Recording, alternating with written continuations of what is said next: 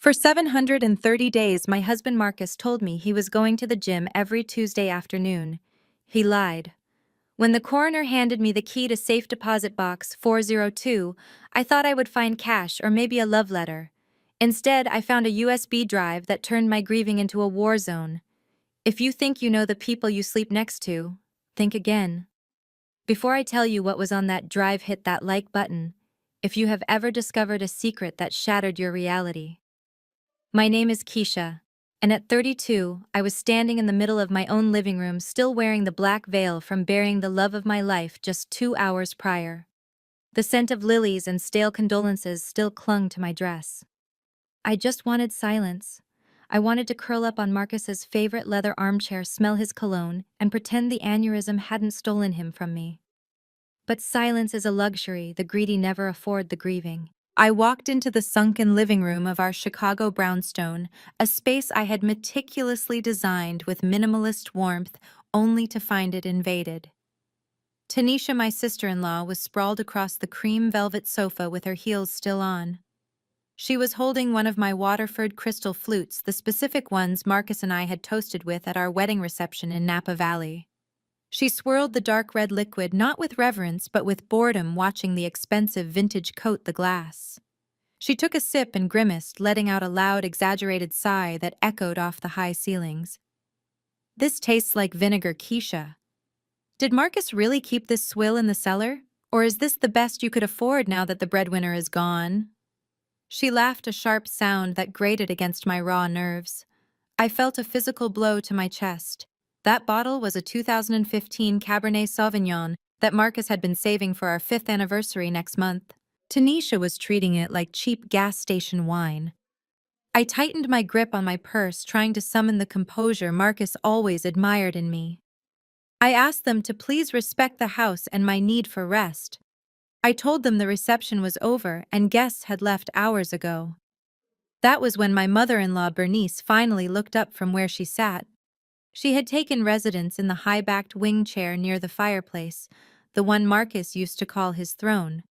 She looked at me not as a daughter-in-law who had just lost her husband, but as a squatter who had overstayed her lease. Bernice smoothed her silk skirt, her eyes dry and sharp as flint. She did not look like a mother mourning her son. She looked like a general surveying a conquered battlefield. She said, "Leave the girl alone, Tanisha. Keisha probably does not know the difference between a Pinot Noir and grape juice given where she came from. But that changes today." I froze. The disrespect was nothing new. They had always looked down on my humble upbringing, despite my own career success.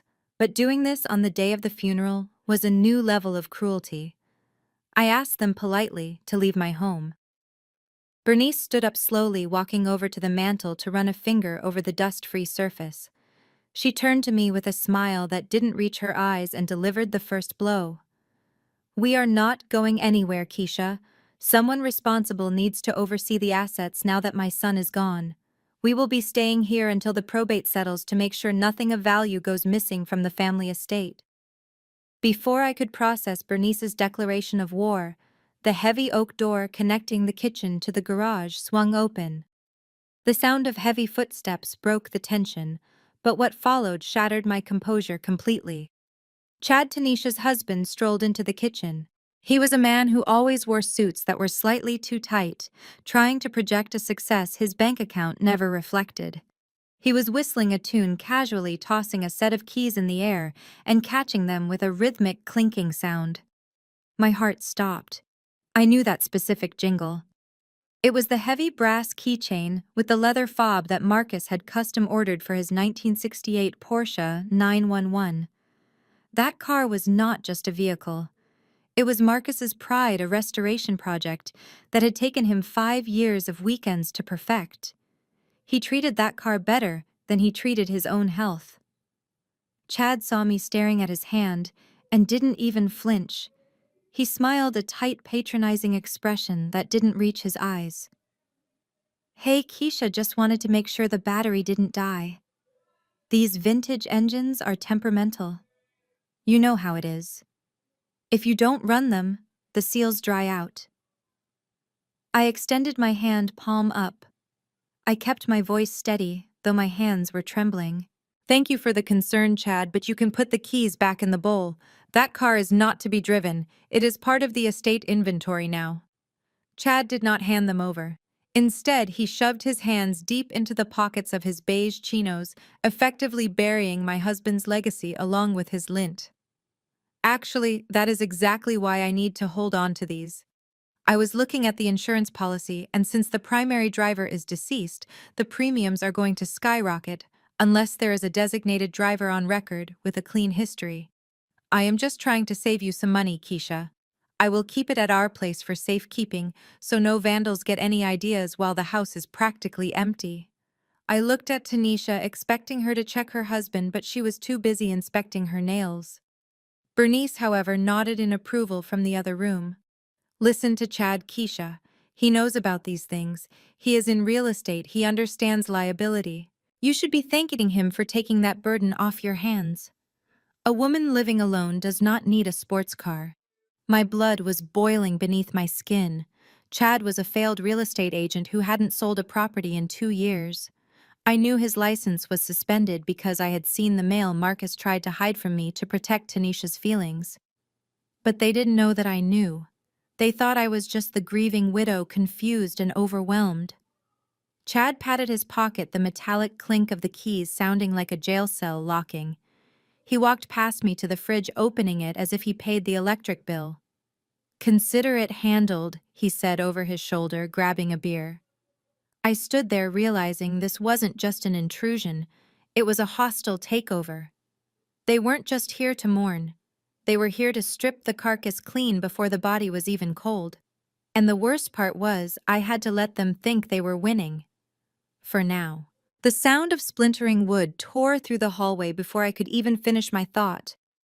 It came from the direction of the study, Marcus's sanctuary, the one room in the house that remained locked because he handled sensitive vendor contracts and employee payrolls there. I ran down the corridor, my heels clicking frantically against the hardwood. When I reached the door, my stomach dropped. The lock had been forced open, the brass plate hanging loosely by a single screw. Inside it looked like a tornado had touched down. Papers were scattered everywhere. Invoices, tax returns, and restaurant menus carpeted the floor. Tanisha was dumping out the contents of the mahogany desk drawers, creating a mountain of debris while Chad was tapping on the walls looking for a hidden safe. Bernice stood in the center of the chaos, holding Marcus's framed degree from Howard University, as if assessing its pawnshop value. I screamed at them to stop. I told them this was illegal, that they were destroying private property. Bernice just laughed, a dry, humorless sound. She told me that nothing in this house was private anymore because her son was dead, and she had a right to know what he had left behind for his real family. That was when Tanisha squealed in delight. She pulled a worn black leather planner from the bottom drawer. It was the one Marcus carried everywhere, the one he used to jot down recipe ideas in business meetings. But Tanisha wasn't looking for recipes. She flipped through the pages frantically until she found the recurring entry. "Look, Mama!" she shouted, waving the book in the air like a trophy. She pointed to the calendar grid. Every single Tuesday for the last 2 years, 2 p.m., bank. Bernice snatched the book from her daughter's hands. Her eyes scanned the pages, widening with greed. "I knew it," she whispered, her voice trembling with avarice. She looked at me with a triumphant sneer. "I told you, Keisha. I told you my son was a good man. He wasn't just going to the bank to deposit checking slips. He was building the filial piety fund. He promised me 5 years ago that when his business took off, he would set aside a retirement fund just for me. $500,000. That is what he promised." She tapped the page with a manicured fingernail. "Every Tuesday. That means he was making deposits. Cash deposits that you probably didn't know about because you were too busy spending his money on decorative pillows." She closed the book and clutched it to her chest. "This proves it. The money in that bank vault is mine, and I am not leaving this house until I get every single cent." I stood in the doorway, paralyzed. I knew Marcus went to the bank on Tuesdays, but he had told me it was for gym sessions and vendor meetings. The lie hung in the air, heavy and suffocating. Was it possible? Had he really been siphoning off $500,000 for a woman who had called him worthless until he became rich?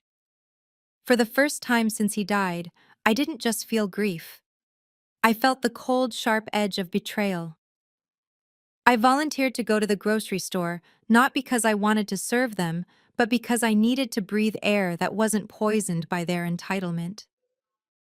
Bernice had handed me a shopping list that looked more like a demand for tribute.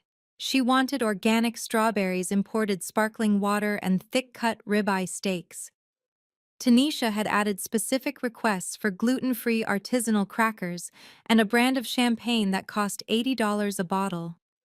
I pushed the cart through the aisles of the upscale market, my body moving on autopilot while my mind raced. I was numb. The total at the register came to $340. I didn't flinch. I just wanted to pay, get out, and survive another night. I pulled out the platinum debit card connected to the joint account Marcus and I had shared for 5 years. It was the account used for household expenses, the one that had never been overdrawn a day in its life. I inserted the chip and waited. The terminal let out a harsh mechanical buzz. Declined. The cashier, a young woman with purple hair who looked like she would rather be anywhere else, sighed loudly. "Try it again," she said, tapping her fingers on the counter. I wiped the chip on my skirt, my face heating up as I felt the eyes of the line behind me boring into my back. I inserted it again. Declined. "Please contact your financial institution." I pulled out my phone, my hands shaking slightly, and dialed the priority banking number. I expected to hear that it was a fraud alert, perhaps triggered by the unusual spending patterns so soon after the funeral. Instead, the voice on the other end was apologetic but firm. "Mrs.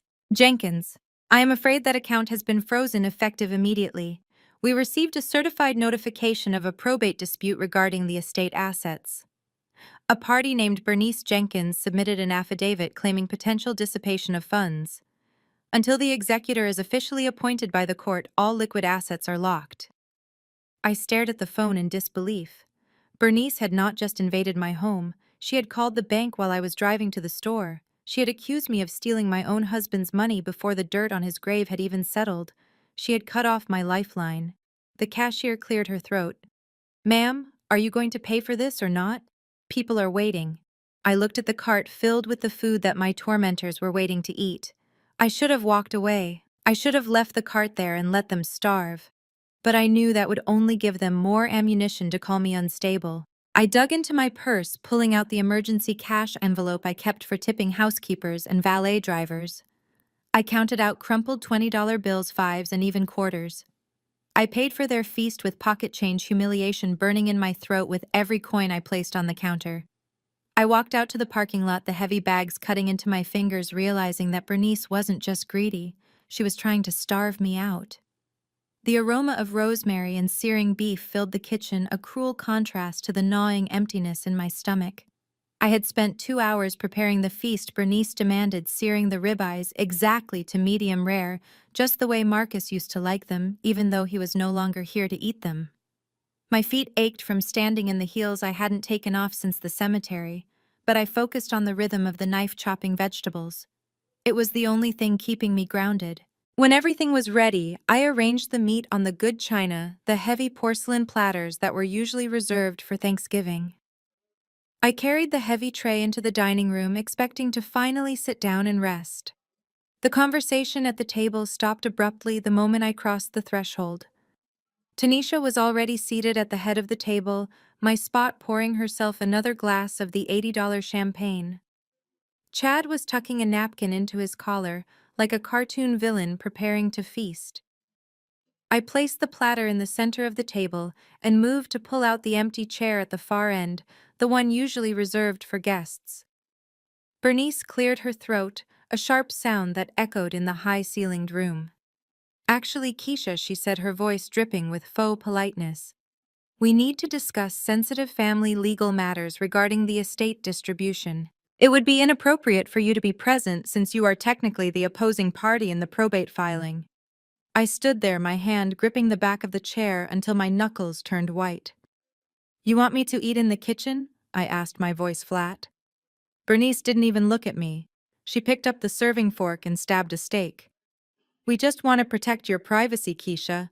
What we are discussing involves deep financial history that you are not privy to. You can fix yourself a plate and eat at the breakfast nook. It is for the best. I turned to leave, humiliation burning my cheeks, when Chad spoke up, his mouth already full of the food I had paid for with my pocket change. Speaking of financial history, he said, chewing loudly, we need to address the elephant in the room, the $200,000 Marcus borrowed from me last year for the restaurant expansion. I have been patient because he was family, but now that he is gone, I need that capital back. I have the promissory note right here in my digital files. I froze near the doorway. Marcus had never borrowed a dime from Chad. In fact, Marcus had bailed Chad out of 3 failed business ventures. The audacity of the lie was breathtaking.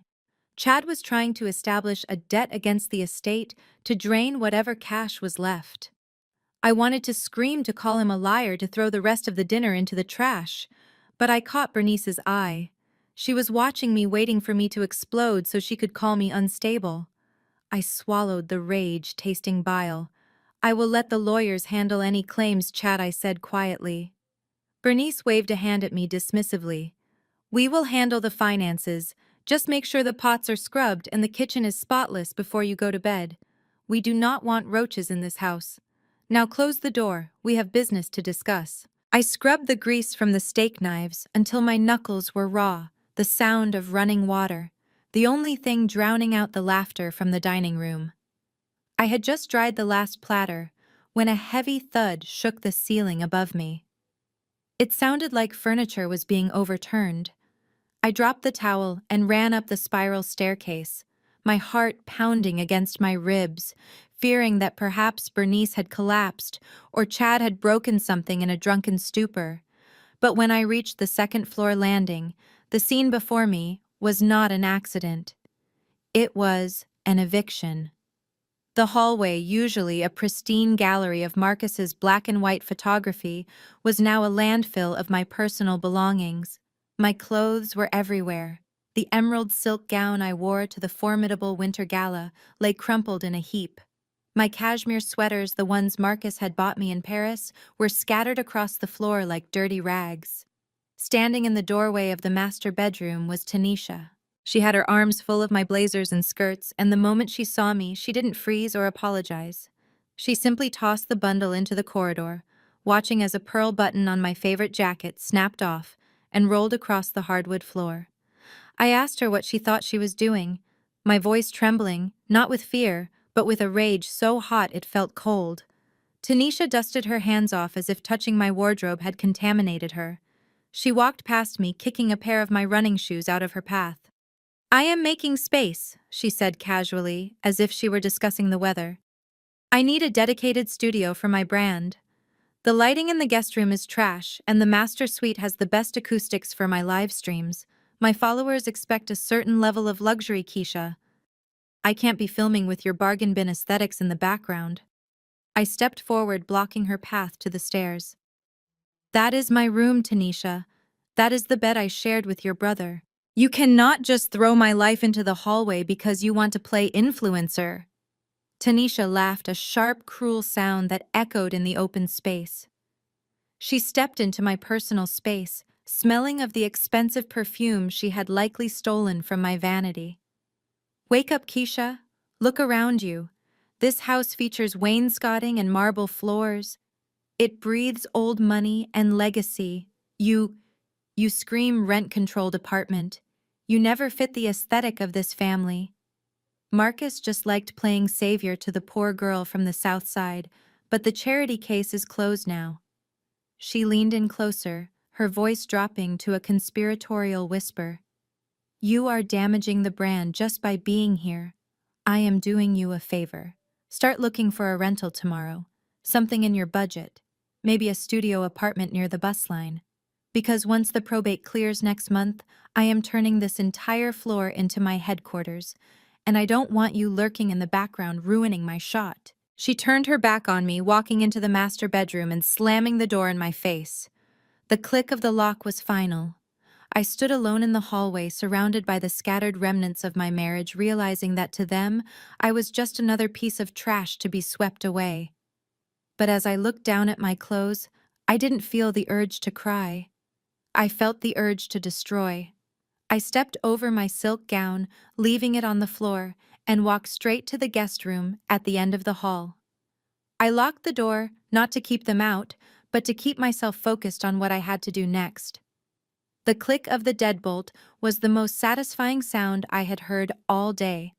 On the other side of that door, Tanisha was probably already rearranging my furniture to fit her ring lights, and Bernice was likely calculating the resale value of my jewelry collection. Let them have their moment. Their victory lap was about to turn into a funeral march. I sat on the edge of the twin mattress in the cramped guest room and did not shed a single tear. Crying implies helplessness, and I was far from helpless. I reached under the bed and pulled out the matte black Pelican hard case I had kept hidden from everyone, even Marcus. To his family, and largely to him, I was Keisha, the homemaker, the soft-spoken wife who dabbled in data entry to pass the time. It was a comfortable lie that protected his ego. Marcus needed to be the provider, the savior who pulled me out of the neighborhood. I let him have that role because I loved him, but I never needed saving.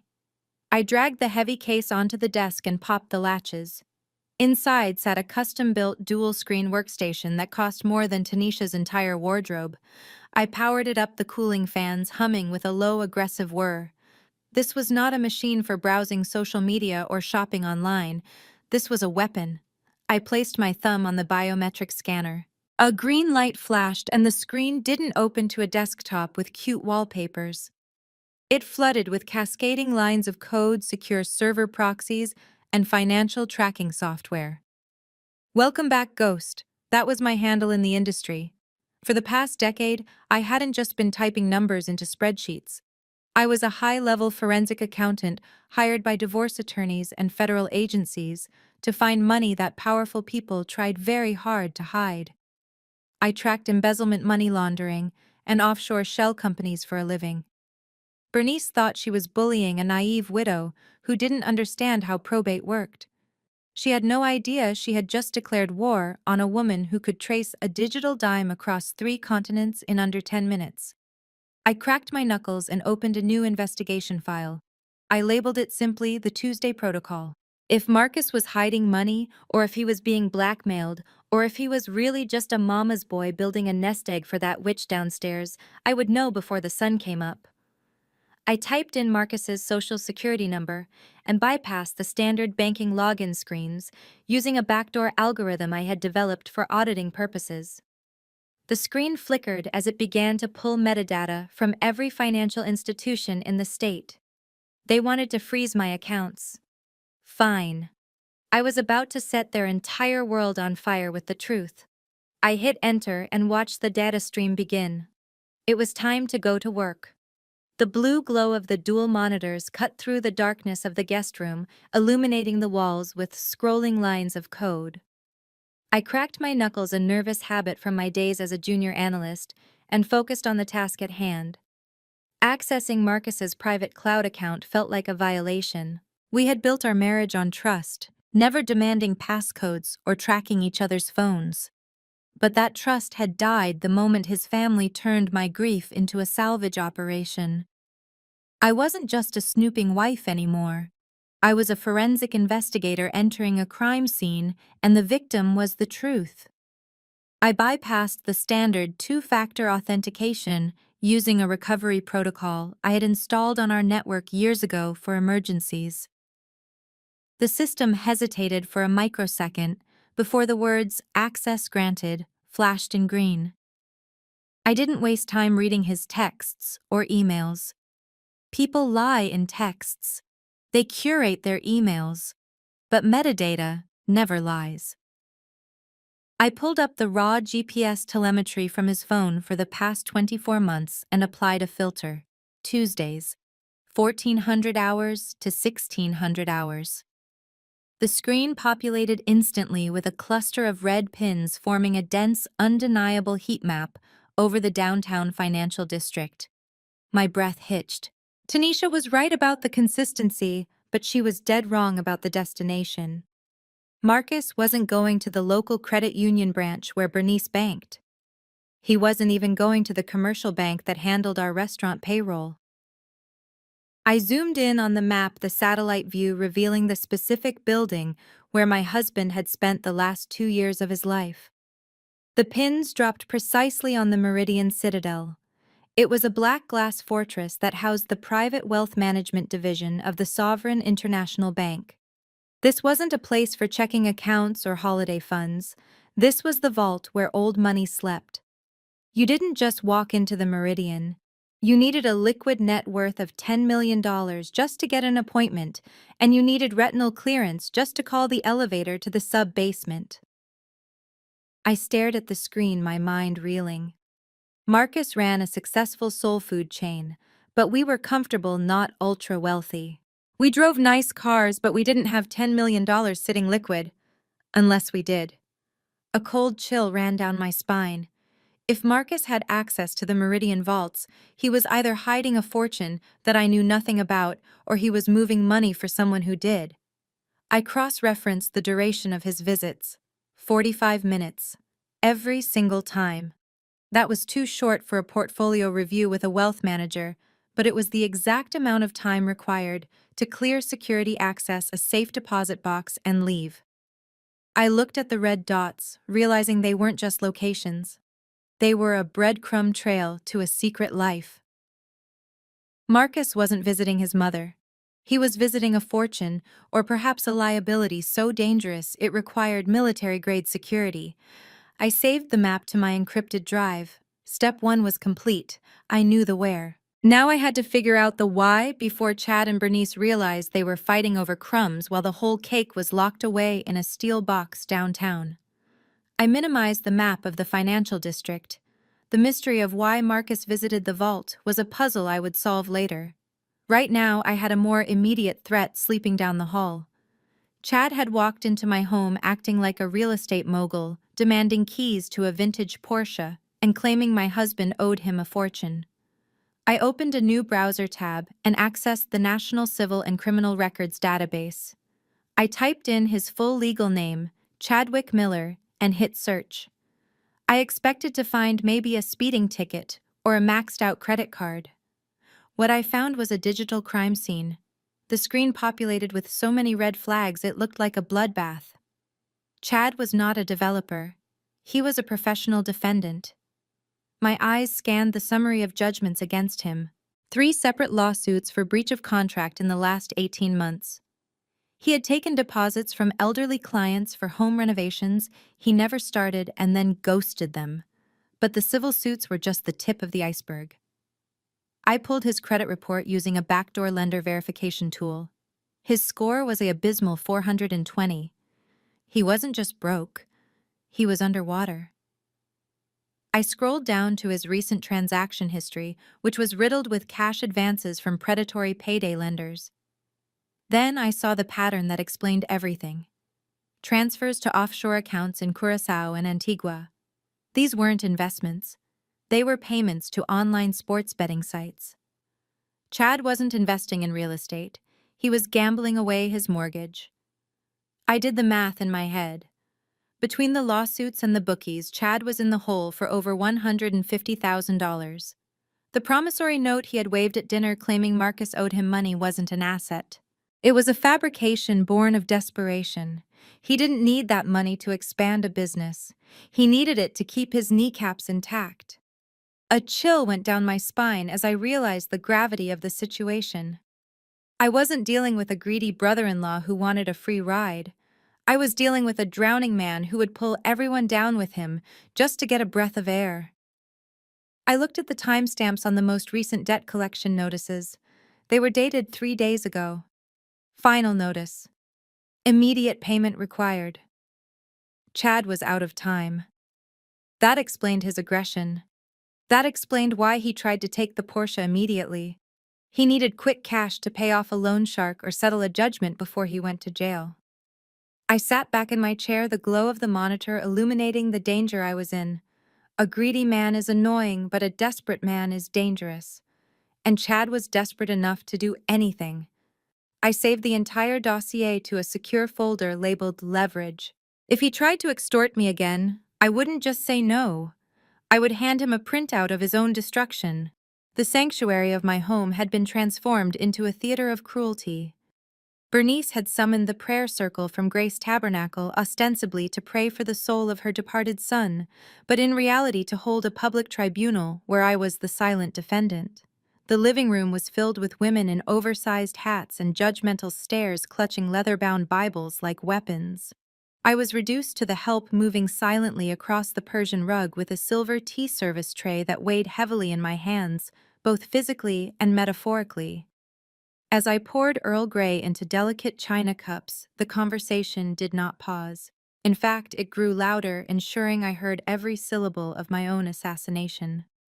Bernice sat in the center of the circle, dabbing at dry eyes with a lace handkerchief. She looked up at the ceiling, her voice trembling with a performance worthy of an Academy Award. "Sisters, we must pray for Keisha. The Lord gives and the Lord takes away, but sometimes he withholds blessings for a reason. We all know how badly Marcus wanted a son to carry on the Jenkins name. It was his greatest sorrow that his union was not fruitful." She paused to take a sip of the tea I had just poured, her eyes locking onto mine over the rim of the cup. Perhaps it was divine intervention. The Lord knew that a woman whose heart is filled with the love of money has no room for the love of a child. A collective gasp of faux sympathy rippled through the room. One of the deacons, a woman named Sister Clara, who had never liked me, reached out and patted Bernice's hand. "You are so strong, Bernice. It is a tragedy when a man works himself to death only to have his legacy threatened by those who only see dollar signs. But do not worry. God will protect the widow and the mother. That money Marcus set aside, that filial piety fund you told us about, that is your blessing. It is righteous restitution for the years you spent raising him, while others just reap the benefits." I stood there, the silver teapot hovering over the last cup, feeling the heat of the steam against my wrist. The accusation of being barren was a low blow that Bernice knew would cripple me. We had tried for years. We had seen specialists. The fertility struggle was a private pain Marcus and I had shared in whispered conversations and tearful nights. Bernice had turned my biological heartbreak into a character flaw, framing my infertility as a punishment from God for greed I didn't possess. I wanted to scream. I wanted to overturn the tray and scald the hypocrisy right off their faces, but I remembered the digital file on my computer upstairs. I remembered the leverage folder. I gently placed the teapot on the coffee table, ensuring it didn't make a sound. I straightened my back, smoothing the front of my black dress. "Thank you for your prayers, ladies," I said, my voice steady and devoid of the emotion they were desperate to provoke. "I hope your tea is to your liking. It is a special blend Marcus bought. He always said bitterness ruins the palate." I turned and walked toward the kitchen, feeling their eyes burning into my back. Bernice's voice followed me loud and clear. "Sea cold as ice. No tears. Only a woman waiting for a check behaves like that." Let them pray, I thought as I pushed through the swinging door. They were going to need divine intervention when I was done with them. The last of the prayer circle ladies had finally left, taking their judgment and their oversized hats with them. I was in the kitchen scraping the remnants of cucumber sandwiches into the trash when I heard Tanisha's voice floating down from the staircase. She was on a video call, her voice pitched high and fake, showing off her outfit for the evening. I walked into the hallway to make sure she wasn't dragging her luggage across the hardwood floors again, but what I saw stopped the blood in my veins. Tanisha was posing in the foyer mirror, angling her phone to catch the light. Around her neck, resting against her tawdry leopard print top, was a delicate gold chain holding a small, bruised locket. It wasn't a piece from Marcus. It was the only thing I had left of my mother. She had worn that necklace every day of her life, scrubbing floors and taking in laundry so I could have books for school. It was priceless not because of the carat count, but because it held the sweat and sacrifice of a woman who loved me. I had kept it hidden in a velvet box in the back of my underwear drawer underneath the socks Tanisha hadn't bothered to steal. I didn't think. I just moved. I crossed the distance between us in 2 strides and grabbed her wrist. "Take it off," I said, my voice low and dangerous. Tanisha jumped, dropping her phone. She looked at me with wide, feigned innocence, then rolled her eyes. "God, Keisha, you nearly gave me a heart attack. You are acting like a psycho today. I just borrowed it to see if it worked with this neckline. It is dusty, anyway. I was doing you a favor by airing it out." She pulled away from me, and her finger caught on the delicate chain. There was a sickening pop. The sound was tiny, but in the cavernous hallway it sounded like a gunshot. The locket fell bouncing once on the marble floor before the hinge snapped open, the tiny photo of my mother sliding out face down. I dropped to my knees, my hands trembling as I reached for the broken metal. Tanisha didn't even bend down to help. She just stood there inspecting her manicure. "Oops," she said, her tone devoid of any real apology. "Well, that is what happens when you buy cheap jewelry, Keisha." The clasp was probably rusted through. Honestly, it looked like something you'd find at a flea market. "Don't look so tragic. I will buy you a shiny new one from the mall tomorrow. Something that actually sparkles so you don't look so destitute." I cradled the broken locket in my palm, the metal warm against my skin. She called it flea market trash. She called my mother's legacy cheap. I slowly stood up, closing my fist around the necklace. I didn't scream. I didn't slap her, though every fiber of my being wanted to. Instead, I looked at her with a calmness that finally unsettled her. "The debt you owe just became incalculable, Tanisha," I thought. "You didn't just break a necklace. You just severed the last thread of mercy I had for you." I walked past her without a word, heading straight upstairs to my computer. If she thought a broken necklace was a tragedy, she had no idea what it felt like to have your entire financial future snap in half. And I was going to be the one to pull the chain. The glow of the monitors was the only light in the room, casting long, dancing shadows against the wall that looked like ghosts. I pushed the broken necklace to the side of the desk, using the anger it ignited to fuel my focus. I needed to know who Marcus was meeting at that bank. If he wasn't just moving money, he was communicating with someone. I initiated a deep dive algorithm to scrub his deleted email archives, looking for correspondence with the domain of the Sovereign International Bank. The system word processing terabytes of data in seconds. Then it pinged. A hidden folder. It wasn't in his business account or his personal Gmail. It was buried inside a subdirectory of a fantasy football forum he hadn't used in years. Smart. Sloppy, but smart enough to hide from a casual observer. I cracked the folder open. Inside, there was a chain of emails encrypted with PGP keys, military-grade privacy. My husband, the man who sometimes forgot his Netflix password, was using encryption used by whistleblowers. My heart began to hammer against my ribs. I ran the decryption software, watching the progress bar crawl. When the text finally unscrambled, the subject line of the most recent email hit me like a physical slap: "Update on Project Protect K." K. My first instinct was to exhale. K for Keisha. He was protecting me. But then the poison that Bernice had been dripping into my ear for years began to seep into my logic. K is a common initial. Kayla, Kara, Catherine. The email was from a lawyer named Julian Thorne, a specialist in family law and paternity. The words floated on the screen, mocking me. Paternity. Why would Marcus need a paternity lawyer if we never had children? The logical part of my brain shut down, replaced by the terrified, insecure woman who had spent years crying over negative pregnancy tests. I opened the attachment. It was a draft of a trust agreement, but the beneficiary's name was redacted. The text read, "The assets must be shielded completely. The family cannot know about Kay's existence until the transfer is final. We must ensure she is provided for regardless of what happens to me." She, not my wife, not Keisha, just she. Doubt, cold and slimy, coiled around my stomach. Was this why he went to the bank every Tuesday? Was there a woman there, a teller, a manager, someone who gave him what I couldn't? Maybe the family he was hiding Kay from wasn't just his mother and sister. Maybe it was me. Maybe I was the threat. I looked at the wedding ring on my finger, suddenly feeling like a prop in a play I didn't know I was starring in. If Marcus had betrayed me, if all this fighting for his legacy was for another woman's benefit, I would burn this house to the ground myself.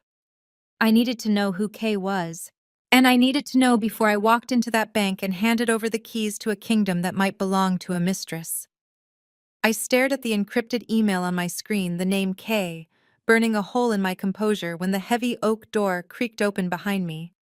I quickly minimized the window, my heart hammering against my ribs as Chad stepped into the room. He wasn't whistling this time. His face was pale, glistening with a sheen of sweat that the air conditioning couldn't dry.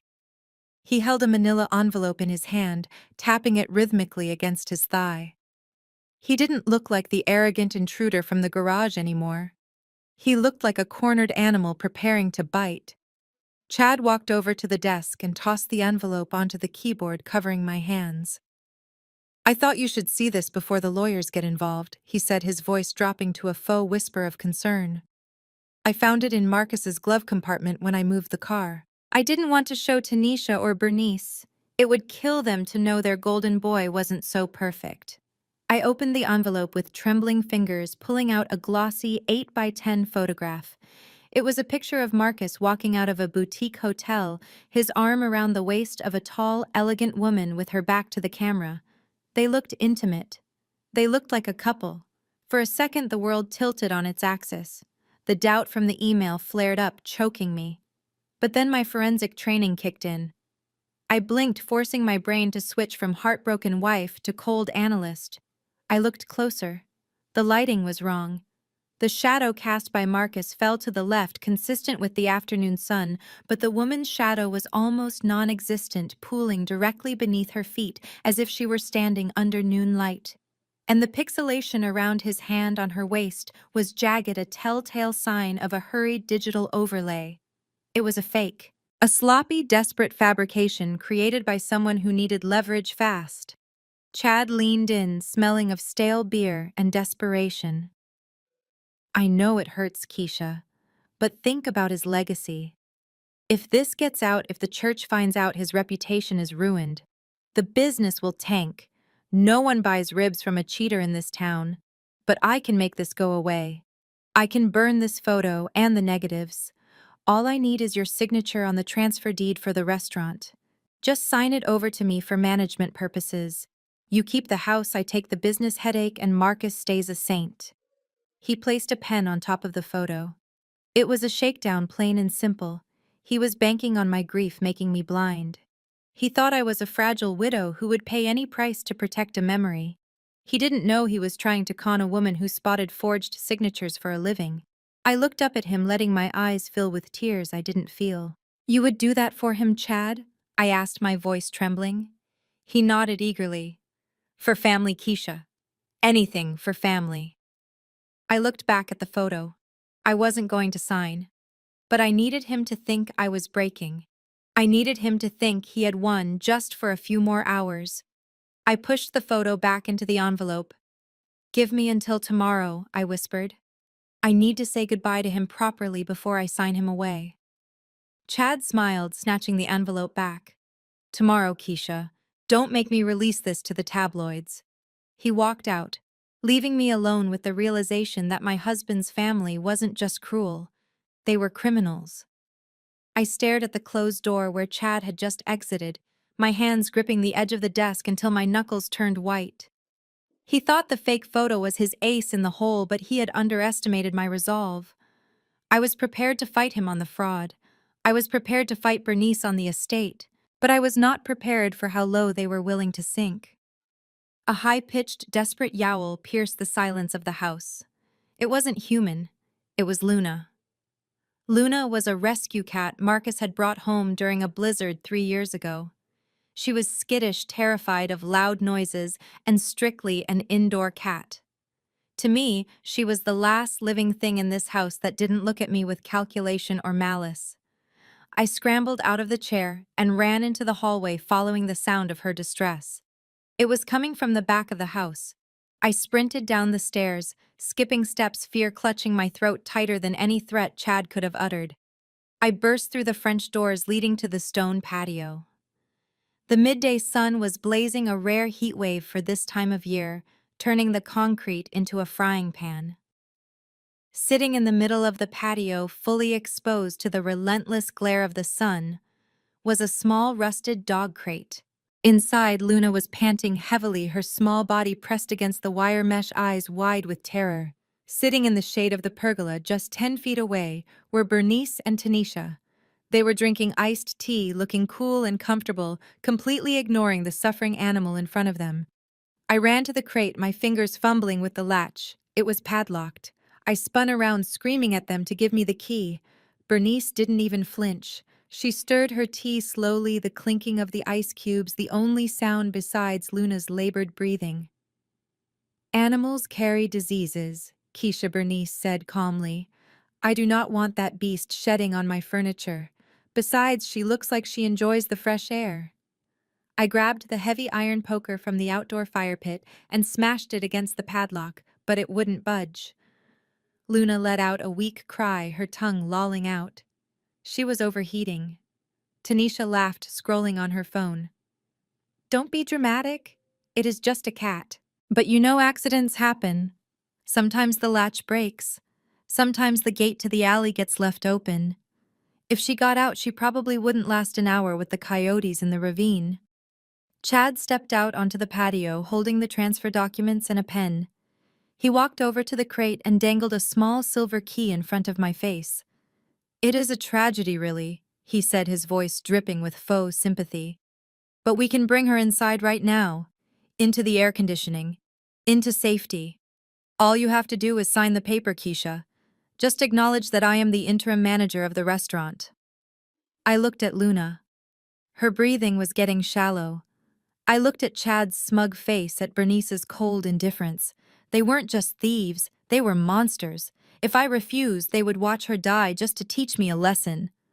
I snatched the papers from Chad's hand. I didn't read them. I slammed them onto the hot outdoor table and scribbled my name so hard, the pen tore through the paper. "There. It is done. Now give me the key."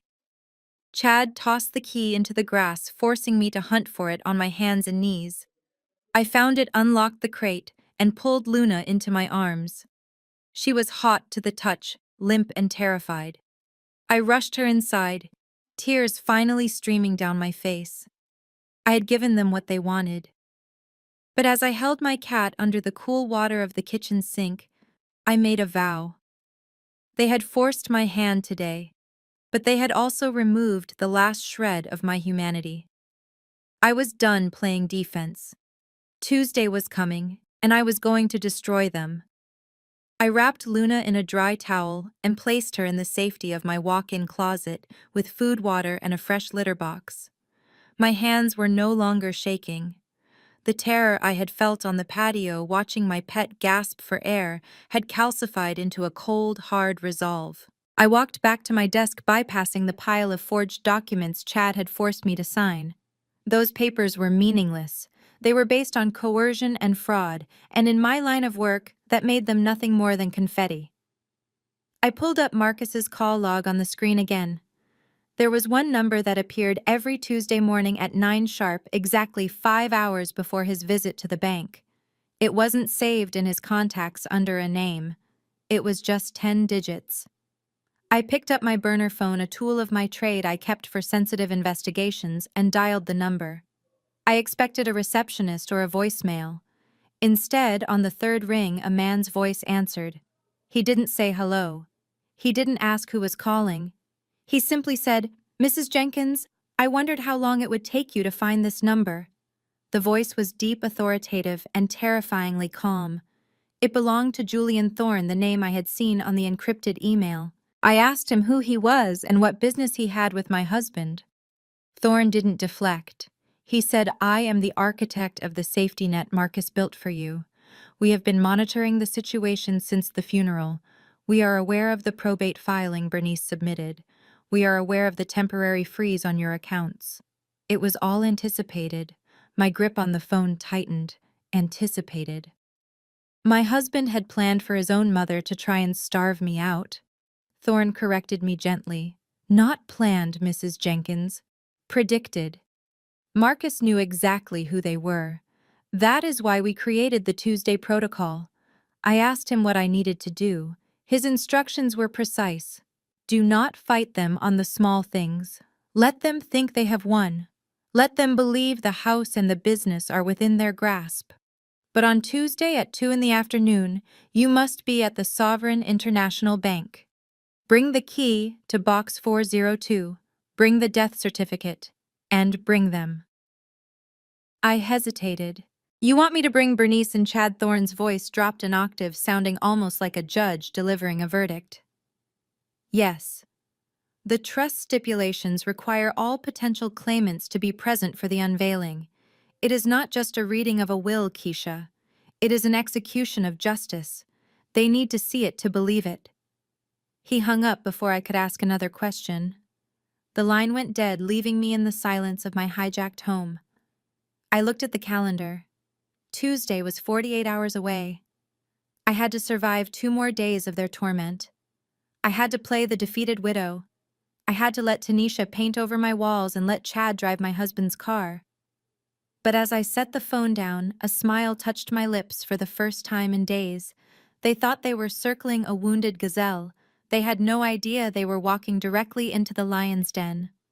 I walked to the mirror and wiped the tear tracks from my face. It was showtime. The next morning, I walked into the kitchen with puffy eyes and slumped shoulders, wearing the same bathrobe I had worn for 2 days. I looked like a woman who had finally been broken by grief and pressure, which was exactly the performance they wanted to see. Bernice was at the island organizing a stack of real estate brochures for luxury condos downtown, clearly planning her new life with my husband's money. Chad was leaning against the counter, still smug from our conversation about the fake photo. I poured myself a cup of coffee, letting my hand tremble visibly so the cup rattled against the saucer.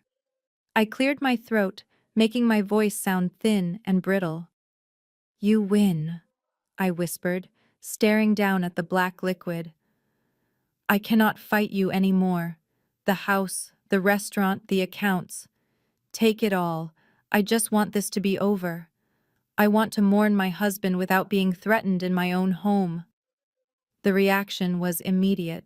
Bernice dropped the brochure she was holding, a shark-like grin spreading across her face. She walked over and placed a hand on my shoulder, not in comfort, but in possession. Oh, Keisha, honey, this is for the best. You are making the righteous choice. We never wanted to fight you. We just wanted what belongs to the Jenkins bloodline.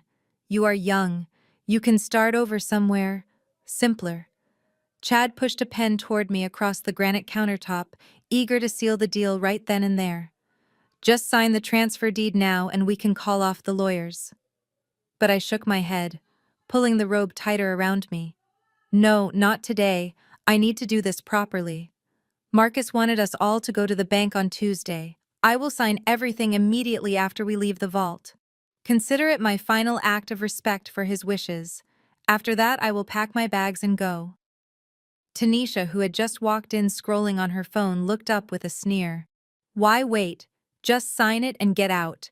But Bernice silenced her with a sharp look. Let the girl have her moment, Tanisha. Tuesday is fine. What difference does 48 hours make when we are talking about a lifetime of security? She turned back to me, her voice dripping with condescension. We will drive to the bank together on Tuesday, Keisha. Like a family. And then we can all move on. I nodded weakly and shuffled back toward the stairs, clutching my coffee like a lifeline. As I turned the corner, I heard Chad whisper, I told you she would crack. She doesn't have the stomach for a war. I allowed myself a small, cold smile that they couldn't see. They thought I was retreating to lick my wounds. In reality, I was retreating to sharpen my knife. They had just agreed to walk willingly into the trap, convinced they were being led to a coronation. Tuesday couldn't come fast enough. The grandfather clock in the foyer struck 3 times, signaling the witching hour. I had been lying awake in the guest room for hours, staring at the ceiling, waiting for the rhythm of the house to settle into deep sleep. Bernice snored with a heavy, rhythmic rattle that I could hear through the walls, and Chad had passed out on the leather sofa downstairs after drinking the rest of Marcus's scotch. That left Tanisha. She was a night owl, usually scrolling social media until dawn, but tonight the blue light from under her door had finally gone dark. It was time to move. I slipped out of bed dressed in black yoga pants and a long-sleeve shirt, my bare feet making no sound on the carpet. In my pocket, I carried 3 high-fidelity audio transmitters. They were not the cheap spy gadgets you buy online. These were professional-grade bugs used in corporate espionage, smaller than a dime, and capable of picking up a whisper from 20 feet away. I had retrieved them from my Pelican case, synced them to a secure server, and tested the frequency. Tonight, the walls of my own home were going to start talking back to me. I moved down the spiral staircase like a shadow, skipping the 3rd step that always creaked. My heart was hammering against my ribs, a stark contrast to the cold calculation in my mind. This was high-stakes poker, and if I got caught creeping around at 3 in the morning with surveillance equipment, their narrative of me being unstable would turn into me being dangerous. I reached the dining room first. This was their war room, the place where they spread out documents and plotted my demise over meals I cooked for them. I crawled under the massive oak table, the wood feeling cool against my cheek. I peeled the adhesive backing off the first transmitter and pressed it firmly against the underside of the table right where Bernice usually sat. 1 down.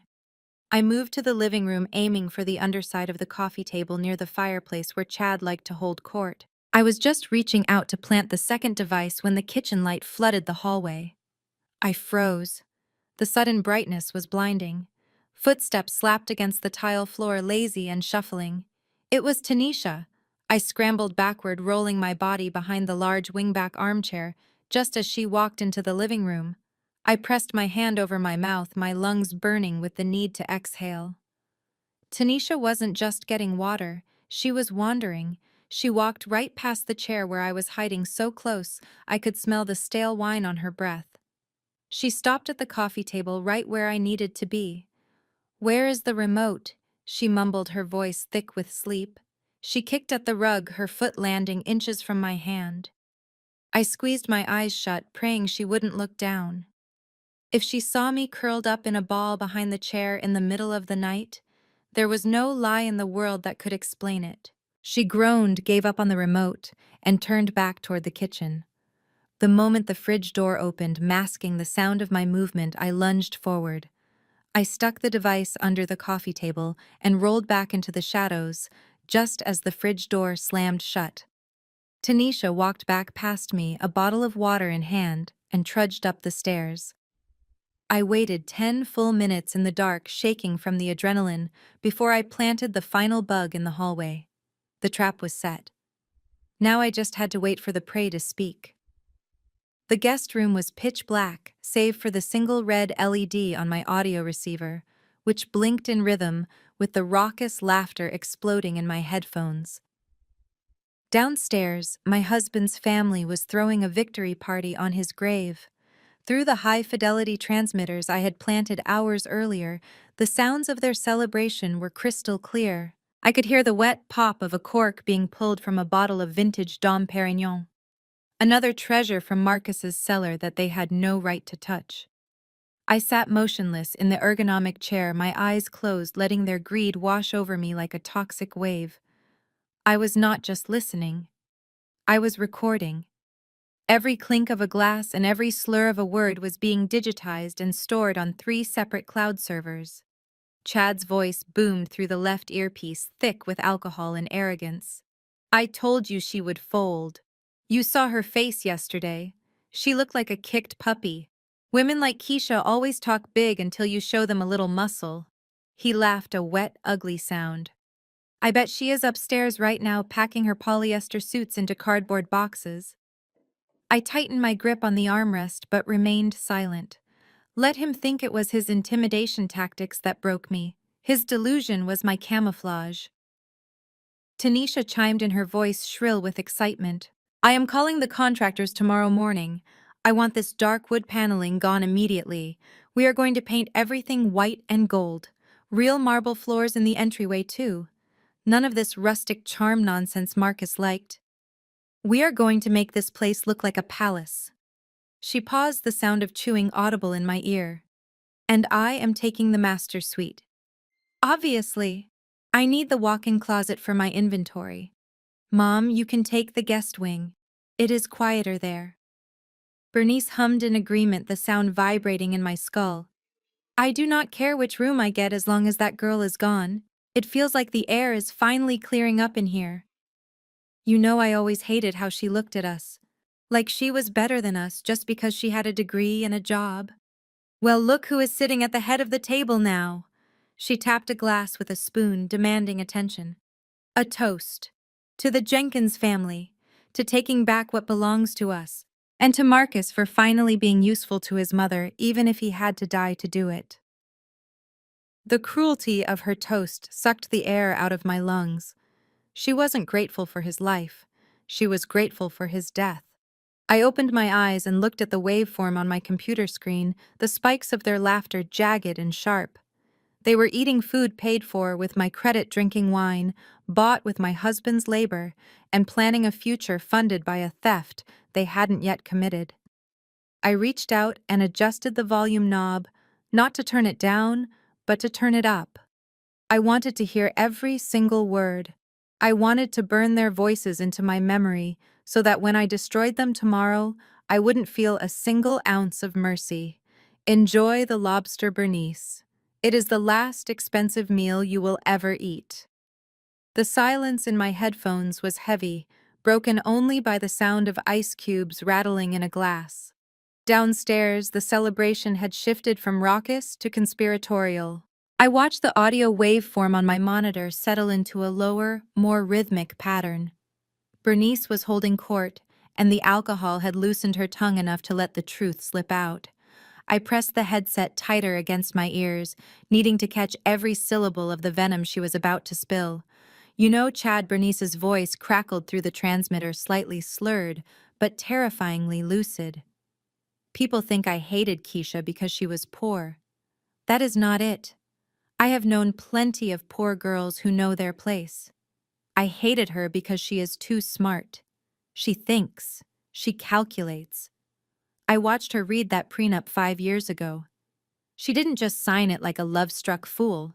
She read every clause. That is when I knew she was dangerous. I heard Chad grunt in agreement, the sound of a lighter flicking open, followed by a long exhale. Yeah, she has those eyes. Like she is scanning a barcode on your forehead. But she is broken now, Bernice. You saw her. She is done.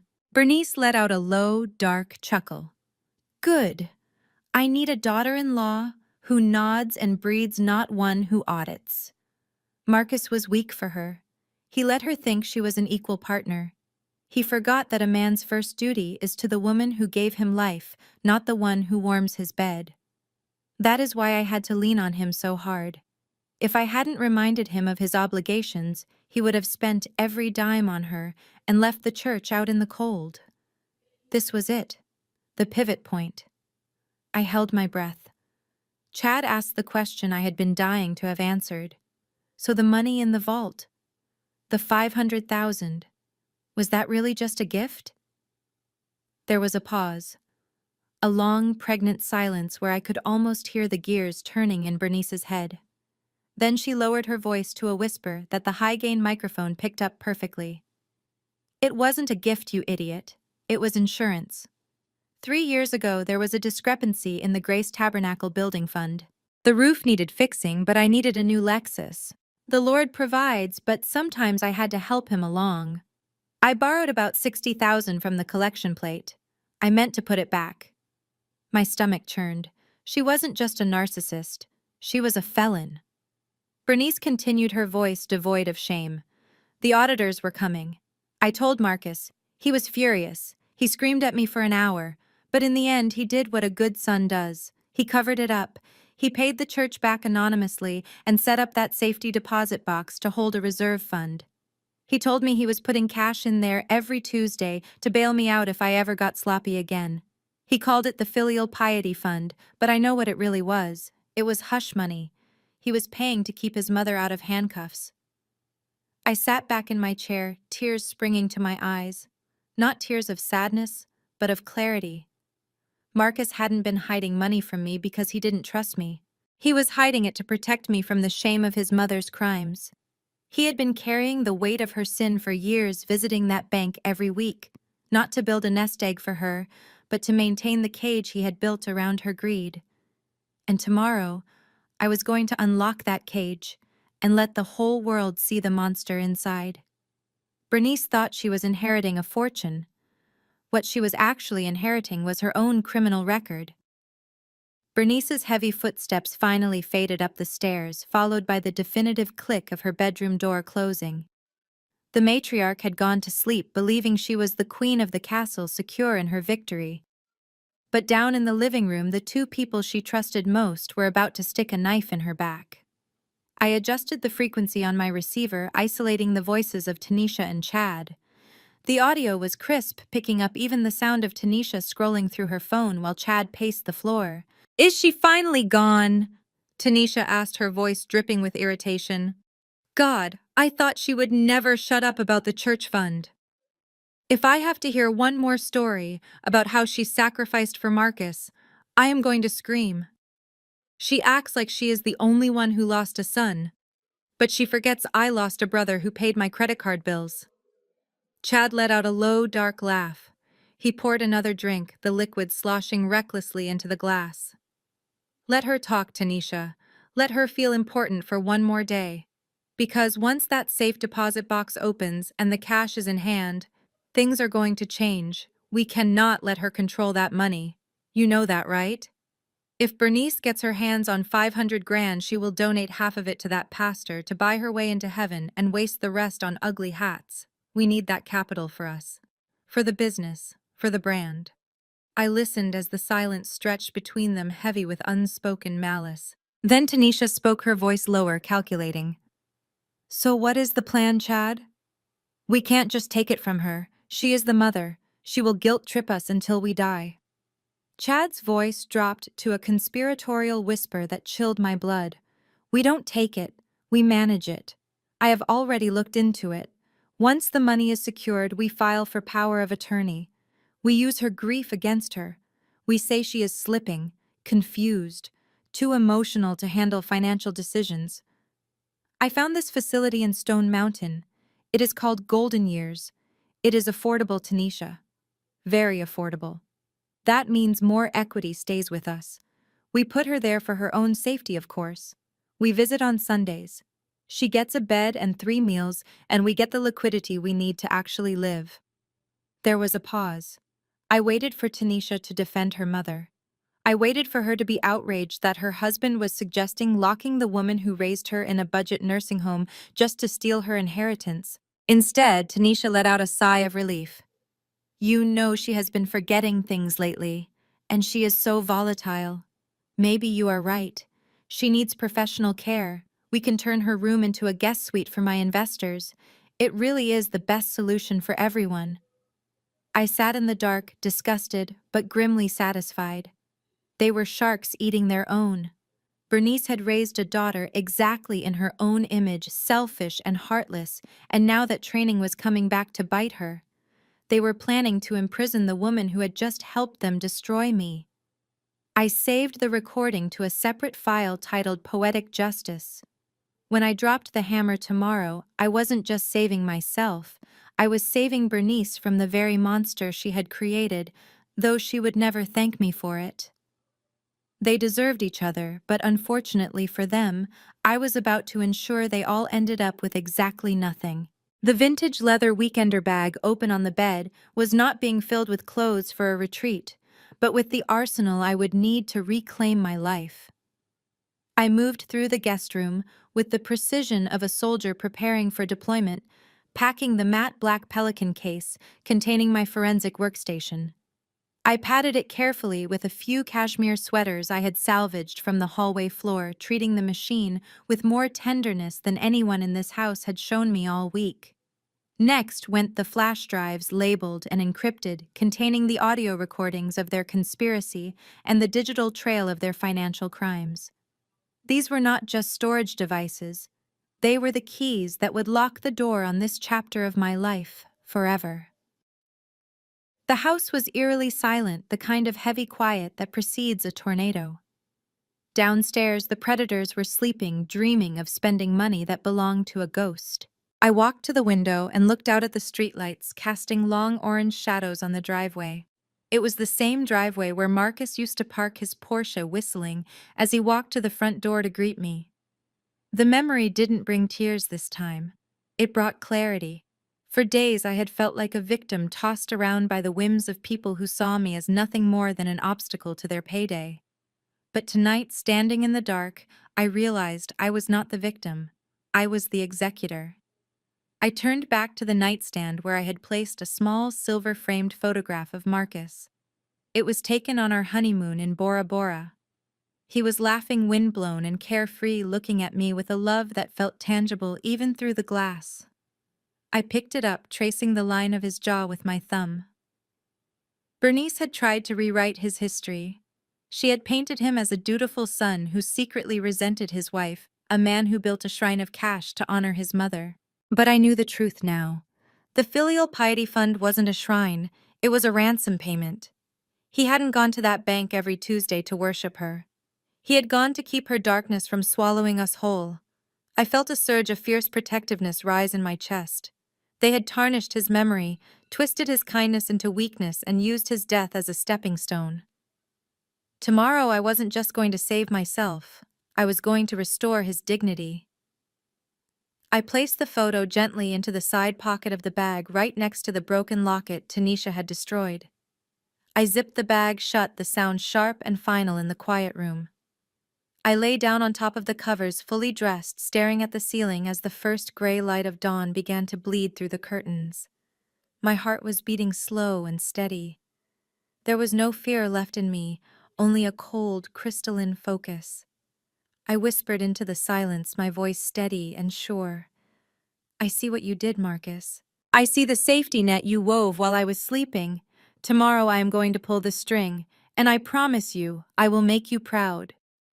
The sun began to rise, illuminating the dust motes dancing in the air. Tuesday had arrived.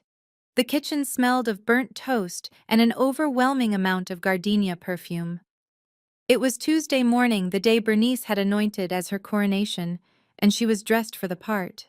She sat at the head of the island, wearing a navy blue suit with gold buttons that strained against the fabric, topped with a hat so wide it required its own zip code. She wasn't dressed for a bank meeting, she was dressed for a victory lap. Tanisha was next to her, wearing oversized sunglasses indoors to hide the bags under her eyes from the late-night celebration, while Chad paced the floor in a suit that he had clearly dry-cleaned just for this occasion. They looked like a gang of high-end thieves about to pull off a heist, which in their minds was exactly what they were doing. I walked in wearing a simple black dress and a gray cardigan. I made myself look small, faded, and defeated. It was the perfect camouflage. I poured a cup of coffee, my movements slow and deliberate, feeling 3 pairs of eyes tracking me like laser sights. Bernice didn't say good morning. She simply tapped her manicured fingernail against the granite counter, a sharp clicking sound that demanded attention. "Sit down, Keisha," she commanded, though she didn't offer me a chair. She just wanted me to stop moving so she could deliver her sermon. "We need to get the ground rules straight before we leave this house. Today is about family business, real family business. When we get to the bank, you are not to speak. You are not to ask questions. You are not to make a scene. You are there for one purpose only: to provide the biometric verification and to sign the release forms." She took a sip of her tea, her eyes cold and hard over the rim of the cup. "You are the transportation, Keisha. Nothing more. You drive us there. You open the door and you stand in the back while the adults handle the assets. Do you understand me?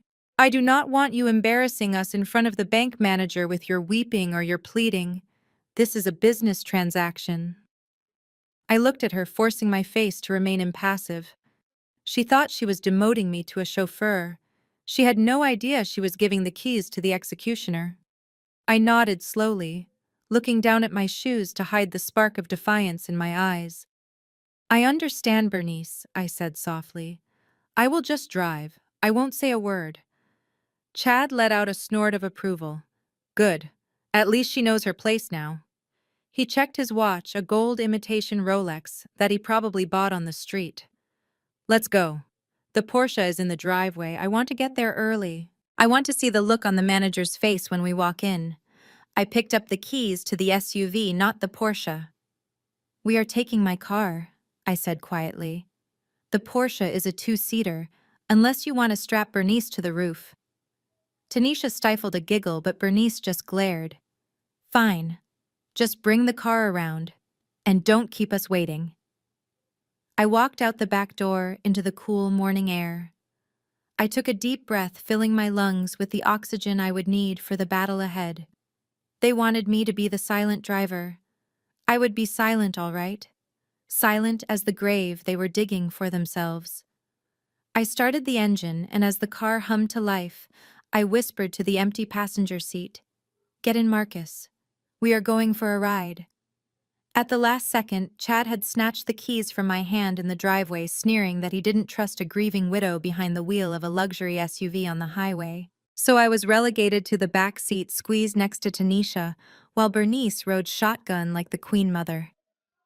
The drive to the financial district was less of a commute and more of a hostage situation. Chad drove with a terrifying mix of aggression and incompetence, weaving through morning traffic while whistling that same irritating tune he had been humming since the funeral. He treated my car the way he treated everything else, with zero respect, and a heavy foot braking hard at red lights just to feel the lurch of the engine. Beside me, Tanisha was constructing her digital fantasy.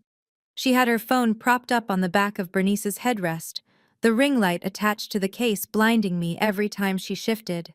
She was live streaming to her 3,000 followers, her voice pitched an octave higher than normal. "Hey guys, happy Tuesday. Just heading downtown for some major family business. Big moves happening. We are talking generational wealth vibes. Stay tuned for the unboxing of my new life." She winked at the camera, angling her face to catch the light, completely ignoring the fact that she was sitting next to the woman whose husband had just died to make this wealth vibe possible. Bernice ignored the phone, too busy micromanaging Chad's driving, while simultaneously pre-spending the money in her head. "Turn left here, Chad. I want to drive past the Mercedes dealership on the way back." I saw a pearl-white sedative that would look dignified for church, and remind me to ask the banker about wire transfer limits. I don't want to wait 3 days to move the funds to my personal account. I sat in the corner, pressing my body against the door to put as much distance between myself and Tanisha as possible. I wore oversized black sunglasses, not to hide tears, but to hide the look of absolute contempt in my eyes. The car smelled of Bernice's overpowering gardenia perfume and Tanisha's cheap vanilla body spray, a suffocating cocktail that made the air feel thick and heavy. Every time Chad swerved or honked at a pedestrian, I clenched my jaw, reminding myself that this ride was the final price of admission. Tanisha turned the camera toward me suddenly. And here is Keisha.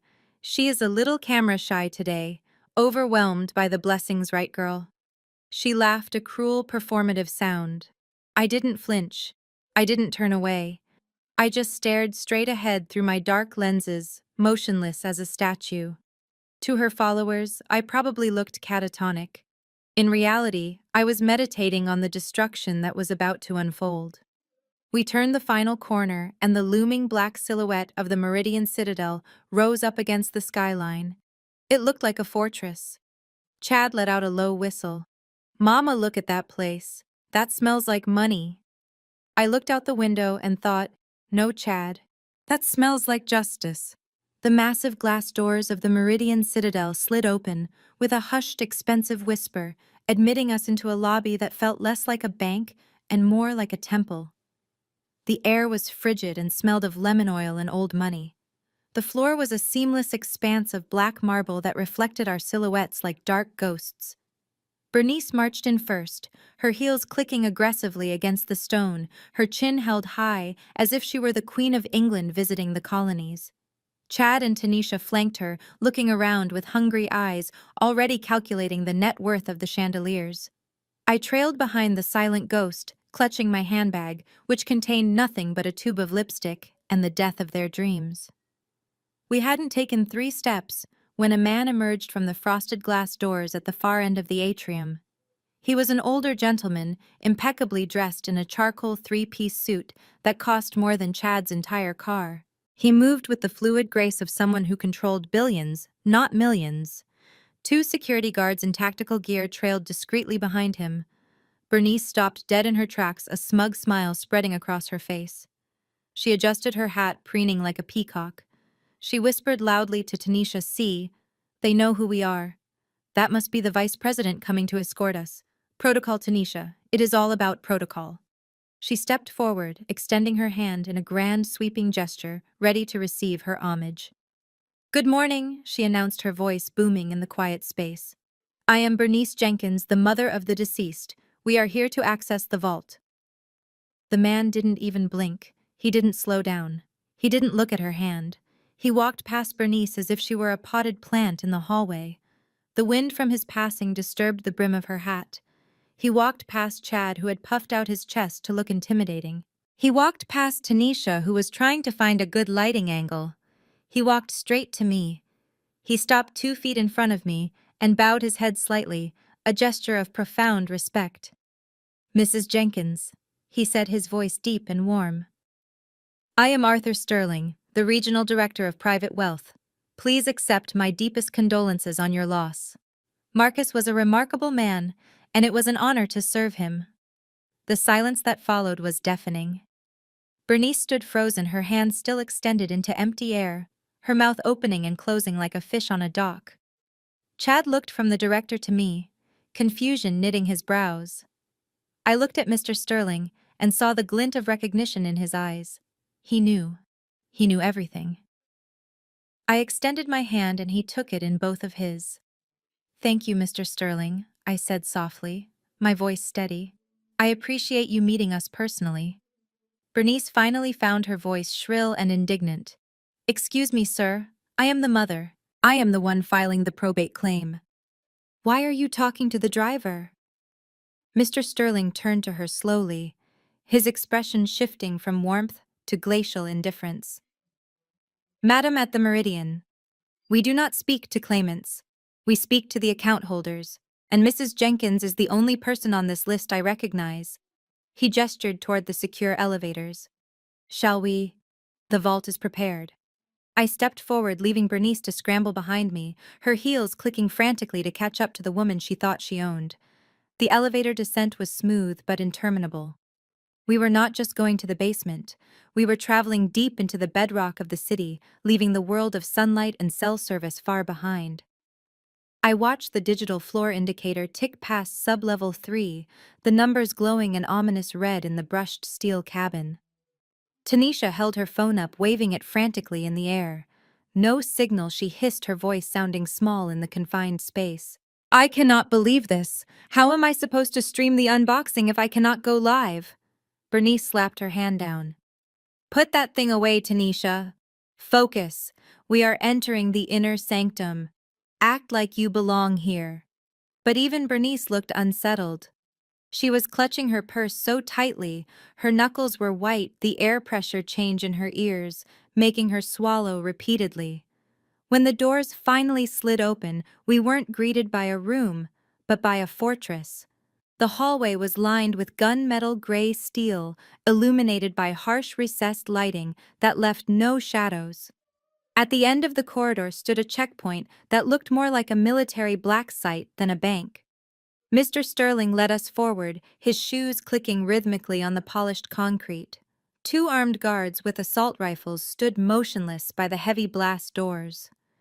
Chad, who had been swaggering in the lobby, suddenly looked very small. I saw a bead of sweat trickle down his temple, disappearing into the collar of his shirt. He was looking around nervously, his eyes darting from the cameras in the ceiling to the weapons on the guard's hips. "This is heavy," Chad whispered, leaning in close to Bernice. "I mean, I have seen bank vaults, Mama, but this is different. You don't put cash behind 3 inches of ballistic steel and retinal scanners. Cash is bulky, cash takes up space." Bernice hissed at him to be quiet, but Chad couldn't stop. He was vibrating with a mix of fear and greed. "It has to be diamonds," he muttered, his voice trembling with excitement. "Or bearer bonds. Gold bullion. Something compact. Something worth millions. Marcus must have been sitting on a dragon's hoard." Mr. Sterling stopped at the primary checkpoint. He placed his hand on a biometric scanner and waited for the laser to sweep his iris. A heavy mechanical clank echoed through the hallway as the first set of bolts retracted. "Please step into the airlock one at a time," he instructed, his voice echoing off the metal walls. "No electronic devices. No recording equipment." As I stepped through the scanner, the green light washing over me, I looked back at them. They were huddled together, eyes wide, calculating the imaginary fortune that lay ahead. Chad was wiping his sweaty palms on his trousers, already spending the diamonds he had invented in his head. They were terrified of the security, awed by the power it represented. They didn't understand that the thickest walls aren't built to keep people out. They are built to keep secrets in. And the secret waiting for them behind that final door was heavier than any gold bar. I cleared the checkpoint and waited for them to join me, standing before the massive circular vault door that looked like the entrance to a missile silo. The air was cold, recycled, and smelled of ozone. The final barrier was about to fall. The massive circular door of the main vault swung open with a silence that defied its weight, revealing a room that looked less like a storage facility and more like a morgue for billionaires. Walls of brushed stainless steel rose from the floor to the ceiling, lined with thousands of numbered drawers. The air inside was significantly colder than the hallway, a temperature controlled to preserve paper and precious metals, but it felt like the chill of a tomb. Mr. Sterling walked briskly down the third aisle, his footsteps echoing sharply against the metal. Bernice, Chad, and Tanisha followed him like a pack of starving wolves, trailing a scent, their eyes darting frantically across the numbers. 300, 350, 400. Mr. Sterling stopped in front of a box at eye level. "Number 402. He turned to me, extending a gloved hand. "The key, Mrs. Jenkins." The silence in the room was absolute. I reached into my purse, bypassing the tissue packet and the lip balm, and pulled out the heavy brass key with the intricate teeth. It felt warm in my hand, the only warm thing in this frozen underworld. As I handed it to him, I saw Bernice twitch. She wanted to snatch it. She wanted to be the one to turn the lock, but she couldn't move.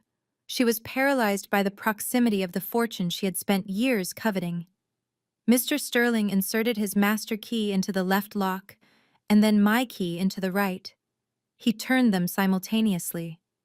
The mechanism clicked, a sound that seemed to reverberate through the steel walls. He slid the long rectangular metal cassette out of the wall. It was gray, nondescript, and terrifyingly ordinary. Chad leaned forward, his eyes wide. "Is it heavy?" he whispered hoarsely. "Does it feel heavy?" Mr. Sterling ignored him. He carried the box to a small, polished mahogany table in the center of the viewing area. He placed it down gently as if it contained a bomb.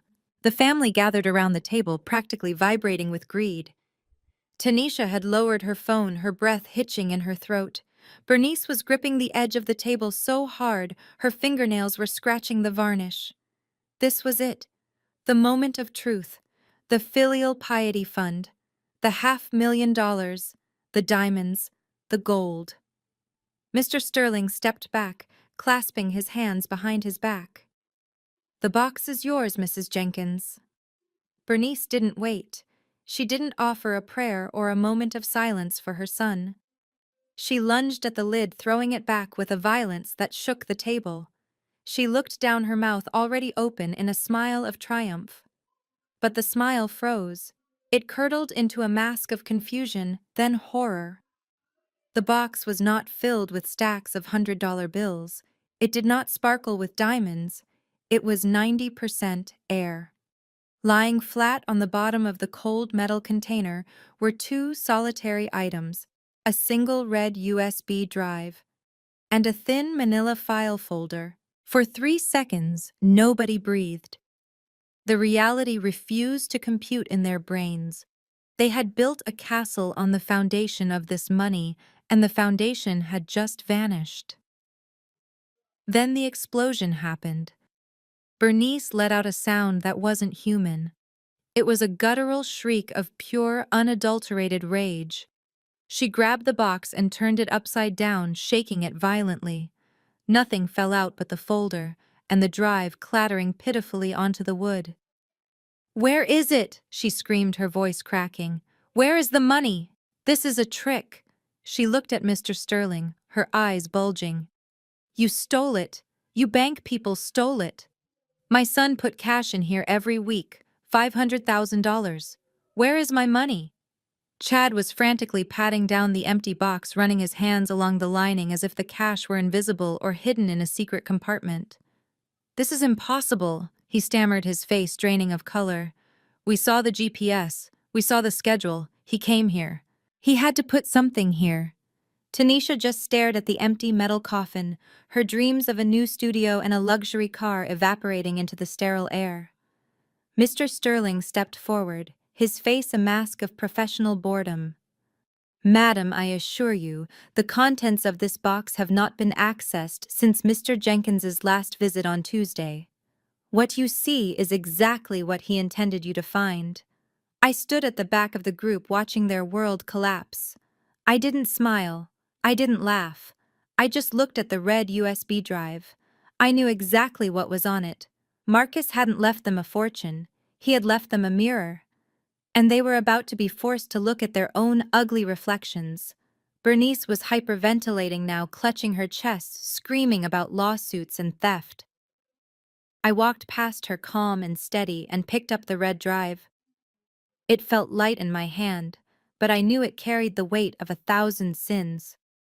I looked at Bernice, who was sobbing over the empty metal box. "It is not missing, Bernice," I said, my voice cutting through her hysteria. "It was never here." Bernice's accusations of theft were cut short by the sharp metallic click of Mr. Sterling placing a slim laptop on the mahogany table. He didn't speak. He simply turned the screen toward us and gestured for me to insert the red USB drive.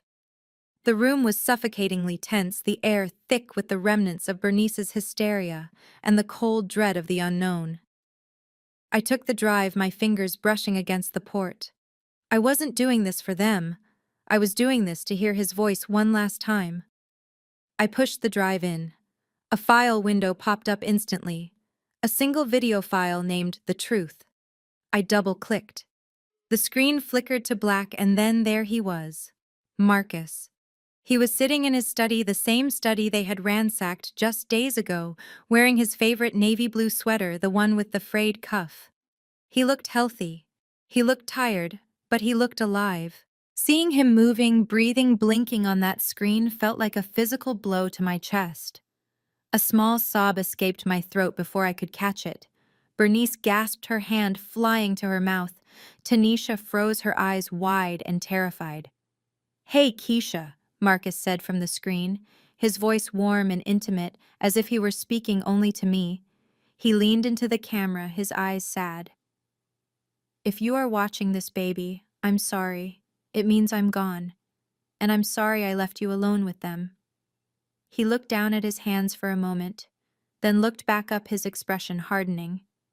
The warmth vanished, replaced by a steely resolve I rarely saw him direct at his family. "Mom, Tanisha, Chad, if you are seeing this video, it means you are in the vault. And if you are in the vault, it means you didn't listen to my will. It means you didn't respect my wife. It means you dragged Keisha down here, probably bullying her, probably threatening her, convinced that I was hiding a pot of gold for you." Bernice made a choking sound, shaking her head as if to deny the accusation coming from her dead son. But Marcus continued, his voice echoing in the steel room. There is no money in this box, Mom. There is no filial piety fund. There are no diamonds. There is no secret fortune. He leaned back in his chair, sighing deeply. You want to know why I came to the bank every Tuesday? You want to know what I did for those 2 hours? I sat in a private viewing room, and I read. He held up a paperback book to the camera. I read books. I listened to jazz. I sat in silence. I paid for this safety deposit box just to rent a few cubic feet of air where you couldn't call me, where you couldn't ask me for money, where you couldn't critique my marriage or my life. I didn't come here to build you a nest egg, Mom. I came here to escape you. The silence in the vault was absolute. It was heavier than the steel door. Tanisha looked like she might be sick. Chad was staring at his shoes, unable to look at the man on the screen. Bernice was trembling, tears streaming down her face, but they weren't tears of grief anymore. They were tears of humiliation. I loved you, Mom, Marcus said, his voice cracking slightly. I tried to be the good son. I paid your debts. I covered your mistakes at the church. I bought you the cars and the clothes. I spent 20 years trying to fill the hole inside you with money, but I finally realized it's a bottomless pit. You drained me. You drained my spirit. And I knew that when I died, you would try to drain Keisha too. He pointed a finger at the camera, his eyes blazing. That is why I set this up. The Tuesday protocol wasn't to give you money, it was to give you a reality check. You are looking at an empty box because you have already taken everything I had to give. The only thing I have left is for my wife. Marcus softened again, looking back at the lens with that familiar, gentle smile. Keisha, the file in the folder is for you. It's the only thing that matters. I love you. Don't let them break you. You are the only real family I ever had. The screen went black. The video ended. And for the first time in her life, Bernice Jenkins had absolutely nothing to say. The video file ended, but the silence in the vault was almost immediately broken by the sound of Mr. Sterling sliding the manila folder across the polished table. It came to rest directly in front of Bernice. She stared at it as if it were a venomous snake, her hands trembling too violently to reach out. Open it, Mr. Sterling said, his voice devoid of warmth. It is the second part of Mr. Jenkins's statement. When she didn't move, I reached past her and flipped the cover open. Inside, there were no bearer bonds or stock certificates. There were copies of wire transfers, legal settlements, and police reports, all stapled together in neat, damning chronological order. A second video file on the laptop automatically queued up. Marcus appeared again, but this time the camera angle was different. He was holding a stack of papers, the same papers that now lay on the table. Let's go through the ledger, Marcus said from the screen, his tone shifting from sadness to the cold, hard precision of an accountant. You all thought I came to the bank on Tuesdays to deposit cash. You were half right. I did come to handle cash. I came to withdraw it. Large, untraceable sums that I needed to clean up the messes you made before they destroyed our family name. He held up the first document. The date was stamped clearly at the top 2 years ago. This is for you, Mom. The Grace Tabernacle Roof Fund. You told the deacons that the $25,000 went to a contractor who ran off with the money. But we both know there was no contractor. You wired that money to a casino in Atlantic City to cover a marker you couldn't pay. Bernice let out a strangled gasp, her face turning an ashen gray. On the screen, Marcus continued, his eyes boring into hers. The church was going to press charges, Mom. Embezzlement. Elder Smith called me. He was ready to go to the police. I came to this vault, took out $25,000 of my own savings, and drove to the rectory to pay him off personally. I bought your reputation back. I bought your freedom, and I never asked you for a dime of it back. I just asked you to stop. But you didn't, did you? He flipped the page. 6 months later. Another $15,000. This time it was the charity gala funds. I paid that too. You aren't standing here today as a wealthy matriarch because of your own virtue, Mom. You are standing here as a free woman because I drained my accounts to keep you out of an orange jumpsuit. Tanisha was shaking her head, backing away from the table, trying to distance herself from her mother's shame. But Marcus wasn't done. He turned his gaze to the lens, and it felt like he was looking directly at his sister. "Don't look so superior, Tanisha. You are next." He held up a photo of a mangled bicycle and a police report. "The incident on 4th Street last year. You told Keisha you were at a spa weekend. You told the insurance company your car was stolen. But you called me at 3 in the morning, crying, slurring your words, terrified because you had hit a college student and driven away." Tanisha let out a sharp cry, clapping her hands over her ears. "No, stop it, turn it off," she shrieked. But the video played on, relentless. Marcus's voice was heavy with fatigue. "It was a felony hit and run, Tanisha, plus a DUI. That would have been 5 years in prison minimum. It would have ended your little influencer career before it started. I hired the best defense attorney in the state. I paid the victim's medical bills. I paid the settlement to seal the record. $80,000, Tanisha. That money came from this vault. It came from the future I was trying to build with my wife." I looked at the documents in the folder. The wire transfer receipts matched his story perfectly. The dates aligned with the Tuesday visits. The mysterious Project Protect K wasn't about a mistress. It was about protecting me from the knowledge that I had married into a family of criminals. He hadn't been hiding a secret life. He had been hiding their secret crimes.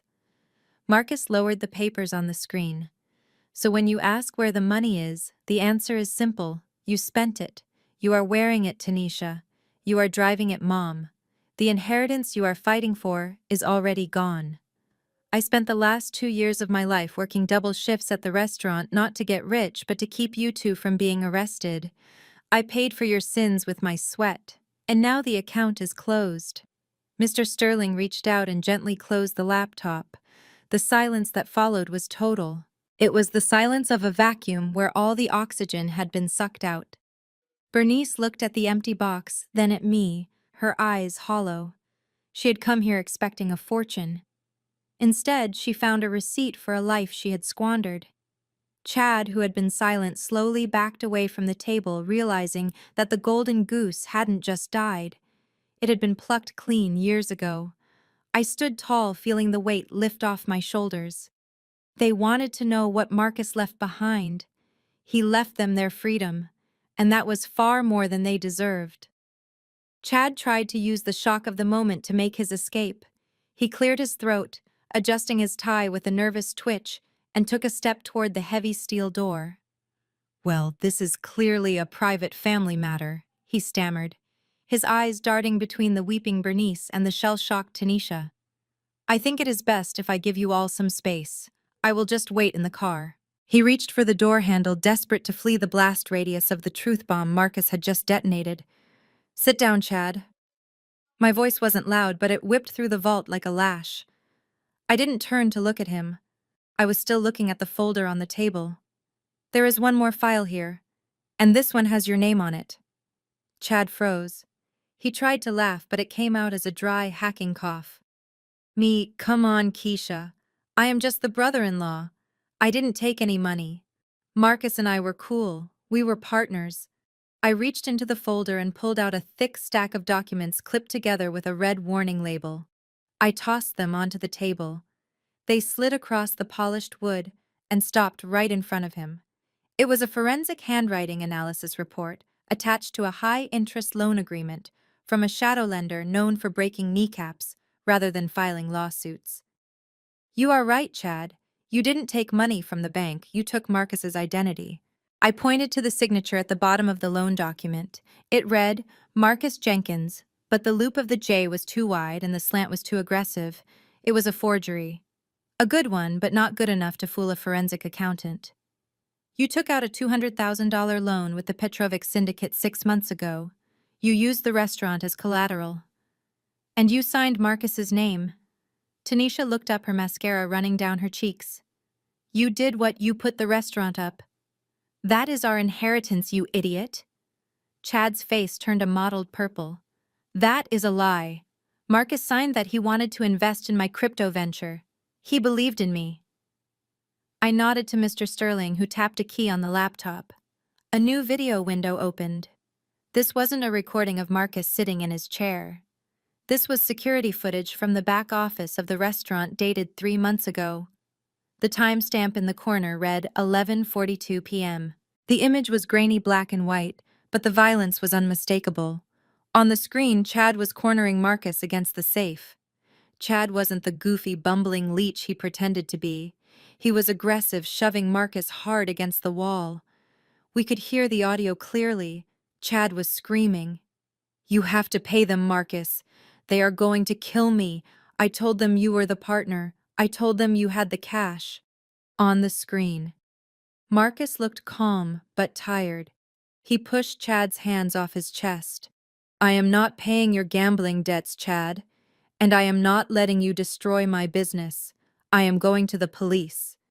Chad grabbed a heavy liquor bottle from the shelf and smashed it against the desk, brandishing the jagged neck like a weapon. "You go to the police and I will burn this place down with you inside it. You pay the interest, Marcus. You pay it every week or I swear to God accidents will start happening. Maybe to Tanisha. Maybe to that wife of yours." The video froze on Chad's face, twisted in a mask of pure unadulterated malice. In the vault, the real Chad looked like he was about to vomit. He backed away until his back hit the cold steel wall. Bernice stood up slowly. She wiped her face, her expression shifting from humiliation to a cold reptilian fury. She walked over to Chad. "You threatened my son," she whispered. "You threatened to hurt Tanisha." Chad held up his hands. "It wasn't like that, Mama B. I was stressed. I was in a hole." Marcus understood. "He was helping me." "He was paying your blackmail," I shouted, slamming my hand on the table. The weekly payments from this vault weren't just for Bernice's theft or Tanisha's accidents. The biggest chunk was going to the Petrovic brothers to keep them from coming after you. Marcus wasn't investing in you. He was paying a ransom to keep you from getting killed, you ungrateful parasite. And the stress, the hypertension, the heart attack that killed him. You loaded the gun. Chad, you might as well have pulled the trigger." Chad looked at Tanisha for support, but she looked at him with pure disgust. "You gambled away my brother's life," she spat.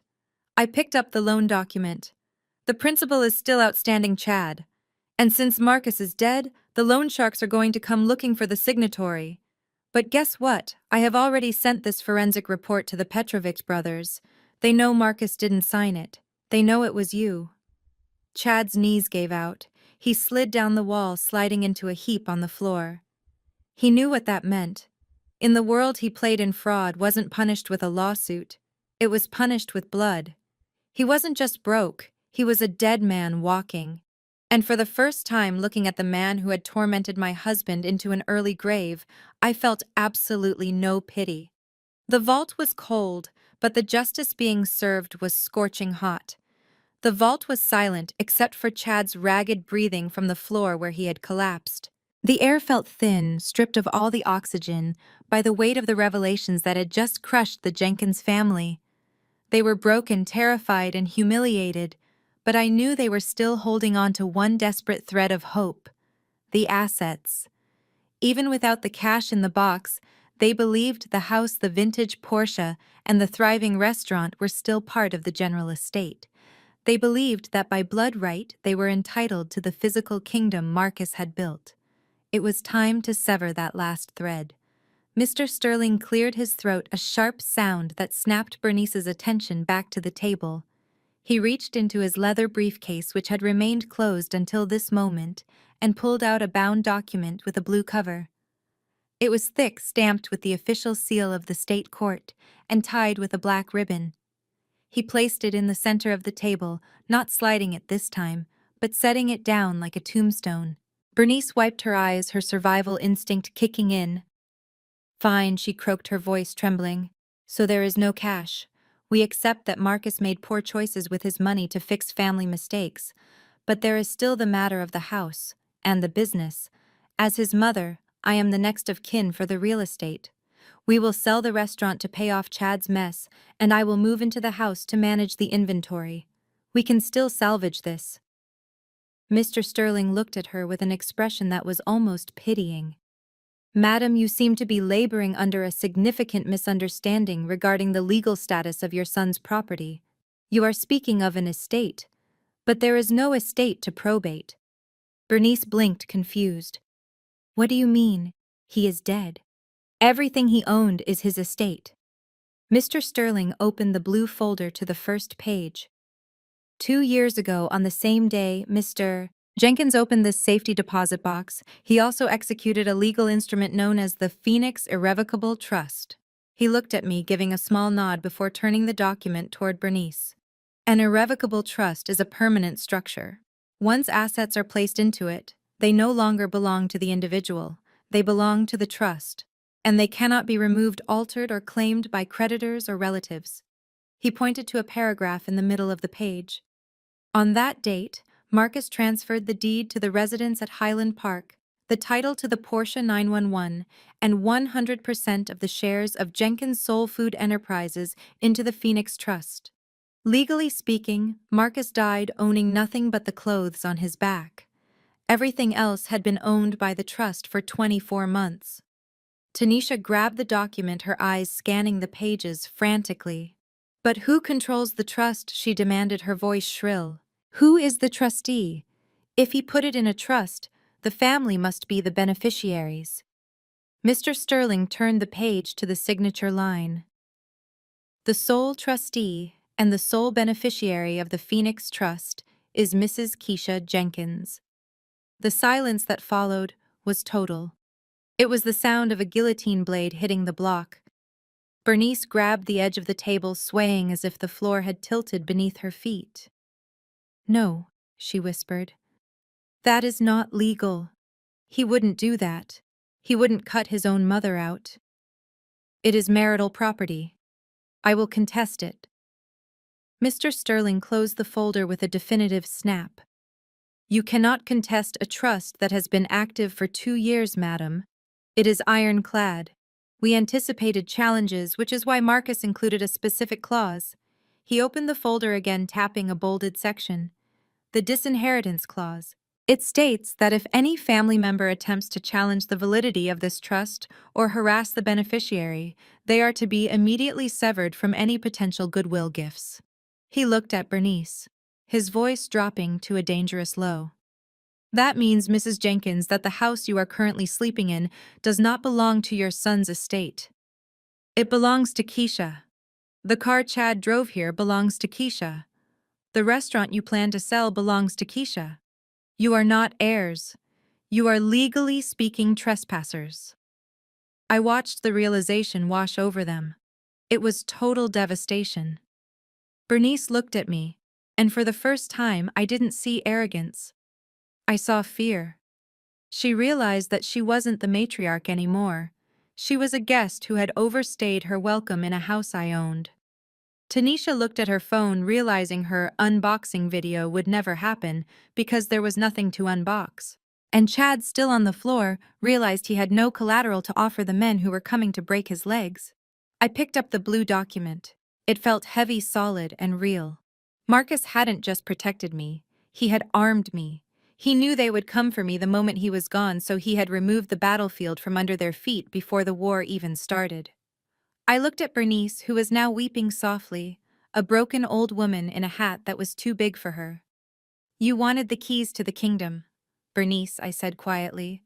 But Marcus knew you would burn the kingdom down. So he gave the keys to the only person who helped him build it. I turned to Mr. Sterling. Thank you, Arthur. I think we are done here. I have some evictions to file.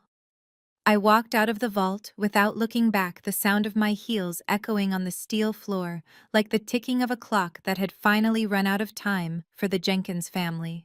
They were left in the cold with the empty metal box while I walked out into the sunlight, owning everything. The silence that followed the revelation of the trust was heavy, broken only by the hum of the air filtration system and Chad's ragged breathing from the floor. He was trying to scramble to his feet, his movements jerky and uncoordinated like a puppet with cut strings. He looked at me with eyes that were no longer arrogant, but pleading, a desperate animal, realizing the trap had shut. He opened his mouth to speak, probably to offer some pathetic deal or beg for a loan to pay off the Petrovic brothers, but I didn't give him the chance. The time for negotiation had ended the night he threatened to burn my husband's legacy to the ground. I turned to Mr. Sterling and gave a single, almost imperceptible nod. It was the signal we had agreed upon before I even stepped foot in the lobby. Sterling pressed a silent alarm button under the lip of the mahogany table, and the heavy steel blast doors at the entrance of the vault corridor hissed open. The sound of heavy boots hitting the concrete floor echoed like thunder. 4 officers in tactical vests emblazoned with Economic Crimes Unit stormed into the viewing room. They didn't look around. They didn't ask questions. They moved with the precision of a strike team that had been briefed on exactly who their target was. Bernice let out a shriek, clutching her chest. "What is happening? Who called the police? We are a respectable family." One of the officers, a tall man with a face carved from granite, stepped over her legs and grabbed Chad by the lapels of his cheap suit, hauling him to his feet. "Chadwick Davis," he barked, his voice bouncing off the steel walls. "You are under arrest." Chad began to thrash, sweat flying from his forehead. "For what? I didn't steal anything. The box is empty. This is a mistake." The officer spun him around and slammed him against the metal wall, the sound of the impact sickeningly loud. He pulled a pair of zip-tie cuffs from his belt. "You are being charged with 3 counts of felony wire fraud, aggravated identity theft, and extortion in the 1st degree. We have the forensic accounting reports, the forged loan documents, and the video evidence of you threatening the deceased." The plastic cuffs ratcheted tight around Chad's wrists, biting into the skin. He let out a howl of pain that was more psychological than physical. He looked at Bernice, his eyes wide with terror. "Mama B, do something. Tell them it was a loan. Tell them Marcus said it was okay." Bernice stood frozen, her mouth opening and closing, but no sound came out. She was watching her favorite son-in-law, the man she had conspired with, being treated like a common criminal. She knew that if she spoke, if she admitted to knowing about the schemes, she could be next in those cuffs. So she did what she always did. She saved herself. She looked away. The officers began to drag Chad toward the exit. He dug his heels in his shoes, screeching against the floor. "Keisha," he screamed, his voice cracking. "Keisha, please, you can't let them take me. The Russians will get me in jail. You are signing my death warrant." I stood perfectly still, watching him struggle. I didn't smile. I didn't gloat. I just watched him with the cold detachment of a judge delivering a verdict. "You signed your own warrant, Chad?" I said, my voice cutting through his screams. "You thought you could bully a widow. You forgot that I spent 10 years investigating men smarter than you." The officers hauled him through the doorway, his screams fading as they dragged him down the long steel corridor. The heavy door hissed shut behind them, sealing the sound away. The room fell silent again. I looked at Tanisha and Bernice. They were huddled together, shaking, looking at the space where Chad had just been. They weren't just looking at an empty vault anymore. They were looking at the reality that their protection was gone, their enforcer was incarcerated, and they were alone in a room with the woman they had underestimated. The air felt cleaner already. The steel door had barely clicked shut behind the thrashing figure of Chad before I turned my attention back to the 2 women remaining in the room. The air in the vault was still vibrating with the energy of the arrest, but I did not let the momentum die. I reached into my leather tote bag for the final time. I wasn't pulling out forensic evidence or video files this time. I was pulling out the consequences. I withdrew 2 crisp white envelopes already sealed and addressed. I didn't slide them across the table. I walked around the mahogany surface and placed one directly into Tanisha's trembling hand and the other onto the table in front of Bernice. "What is this?" Tanisha whispered, her voice hitching with the remnants of her tears. She ripped the envelope open, her eyes darting across the single sheet of legal paper inside. Her face, already pale, turned a sickly shade of white. "An eviction notice." "You cannot be serious." "Keisha, this is my home." "It is not your home." "Tanisha," I corrected her, my voice devoid of any warmth. "It is my property, and according to the terms of the trust, unauthorized occupants are liability risks. You have 24 hours to vacate the premises. That means you need to be out by noon tomorrow. Anything left behind will be considered abandoned property and donated to charity. Tanisha let out a wail that echoed painfully off the metal walls. She dropped the paper as if it burned her. Where am I supposed to go? I have inventory in that closet. I have a shoot scheduled for Friday. You are ruining my life. She looked at her mother, desperate for a savior, but Bernice was staring at her own notice, her eyes bulging. Bernice stood up, her chest heaving. She looked at the eviction notice, then at me, and I saw the gears turning in her head. She realized that bullying hadn't worked. She realized that legal threats had failed. So she reached for the weapon she had used to control Marcus for 30 years. Guilt. She suddenly gasped, a loud theatrical sound, and clutched her left arm. My heart, she moaned, stumbling back against the chair. Oh Lord, the stress. It is too much. I can't breathe. Keisha, you are killing me. My chest. She slumped sideways, catching herself on the table, trying to slide to the floor in a tragic heap. She looked up at me through fluttering eyelids, waiting for me to rush to her side to apologize, to rip up the eviction notice in a panic. I didn't move. I didn't flinch. I stood with my arms crossed, watching her performance with the boredom of a critic watching a bad play. Tanisha screamed, "Mama! Oh my God, she is having a heart attack! Help her! You have to help her!" Mr. Sterling reached for the phone on the wall, but I held up a hand to stop him. "She is fine, Arthur," I said calmly. Bernice let out another moan, louder this time, trying to sell the agony. "I am dying," she wheezed. "My pills. I need my pills." I took a step closer, looking down at her. "You don't have a heart condition, Bernice. You have acid reflux and a flair for the dramatic. Marcus told me about the time you faked a seizure to get him to miss his college graduation. It didn't work then, and it is not going to work now." I leaned in, my voice dropping to a whisper that only she could hear. "You can lie on this cold floor all day if you want. But the clock is ticking. You have 24 hours to pack your hats and your cruelty and get out of my house. If you are not gone by noon tomorrow, the sheriff will remove you. And unlike me, he won't be polite about it." Bernice's eyes snapped open. The pain vanished instantly. She glared at me with pure, unadulterated hatred, realizing her final gambit had failed. She straightened up, smoothing her suit jacket with jerky, angry movements. "You are a cold, heartless woman," she spat. I smiled, a genuine icy smile. "I learned from the best, Bernice.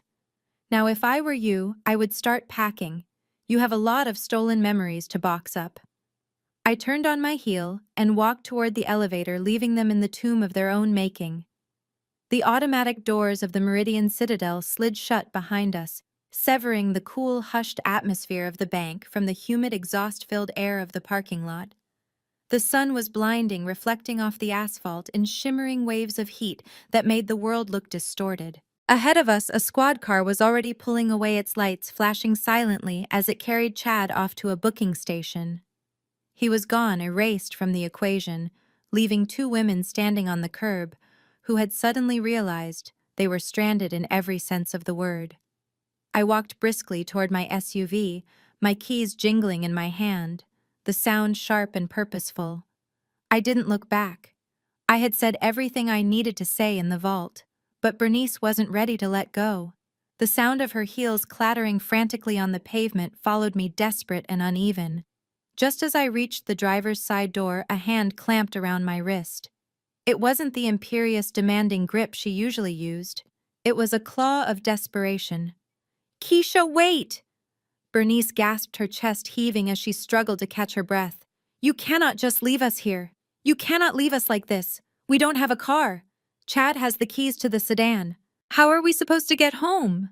I looked down at her hand on my arm, my expression unreadable. I didn't pull away immediately. I just let her hold on, letting her feel the coldness of my skin against her sweating palm. "You can take a taxi, Bernice," I said calmly. "Or perhaps Tanisha can call one of her followers for a ride. I am sure they would love to meet you." Bernice's face crumbled. She tightened her grip, her eyes filling with fresh tears. "Please, Keisha. Don't be cruel. We are family. Think about Marcus. He would not want this. He would want us to be together. We are all he has left. We can fix this. I can help you run the restaurant. We can start over. I let out a short, dry laugh that stopped her mid-sentence. I used my other hand to deliberately peel her fingers off my wrist one by one, as if removing a dirty rag. Family, I repeated, testing the word like it was a piece of rotten fruit. That is a funny word coming from you, Bernice. I took a step closer to her, forcing her to look up at me. You spent 5 years telling anyone who would listen that I was an outsider. You told the church choir I was a charity case. You told the neighbors I was a gold digger. And just last week at the funeral, I heard you tell Tanisha that I was a stranger who didn't deserve the Jenkins name. Bernice opened her mouth to protest, but I cut her off. You were right, Bernice. I am not a Jenkins. I am the trustee. I am the owner. And you are just a woman who realized too late that she burned the only bridge she had left. You didn't want a daughter-in-law. You wanted a servant. Well, consider this my resignation. I opened the car door and slid into the leather seat, the interior cool and smelling faintly of the vanilla air freshener Marcus had picked out. Bernice banged her fist against the window as I started the engine. Keisha, please open the door. Where will I go? I put the car in reverse and looked at her through the glass one last time. She looked small, old, and incredibly ordinary. The monster that had haunted my marriage was gone, replaced by a pathetic woman standing in the exhaust of a luxury SUV she would never ride in again. I didn't roll down the window. I didn't mouth an apology. I simply backed out of the space, turned the wheel, and drove toward the exit. As I merged into traffic, leaving them shrinking in the rearview mirror, I felt a weight lift from my chest that I hadn't realized I was carrying. I was finally free. I didn't return to the house alone. When I pulled into the driveway, a black sedan was already idling by the curb, flanked by 2 large men in dark suits. They were private security contractors I had hired on the ride home, instructed to ensure that the transition of power was absolute and physical. I unlocked the front door and stood in the foyer checking my watch. The taxi carrying Bernice and Tanisha pulled up moments later, looking garish and cheap against the manicured lawn. They stepped out, looking like refugees from a war. They had started their faces streaked with makeup and sweat. I met them at the threshold. I didn't invite them in. I blocked the way. You have 2 hours, I said, my voice echoing off the high ceilings. You can take your clothing and your personal toiletries. Anything else, electronics, jewelry, furniture, and luxury goods, stays. If you try to sneak anything out, my associates will search your bags. And if they find stolen property, I will call the police again. Tanisha pushed past me, muttering curses under her breath, and sprinted up the stairs.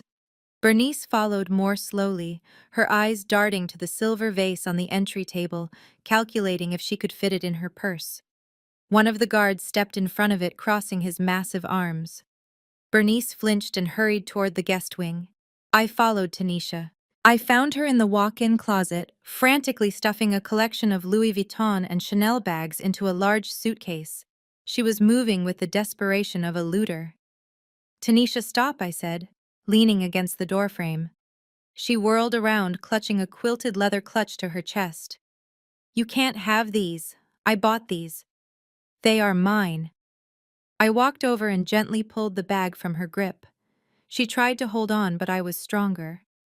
You bought these with the supplementary American Express card Marcus gave you for emergencies, I said, examining the logo. I checked the statements, Tanisha. You spent $40,000 on handbags in 3 years while your brother was paying off your hit and run. That card was linked to the business account. These bags are company property. I pointed to the pile on the floor. Leave them, all of them. But I need them, she shrieked, tears springing to her eyes again.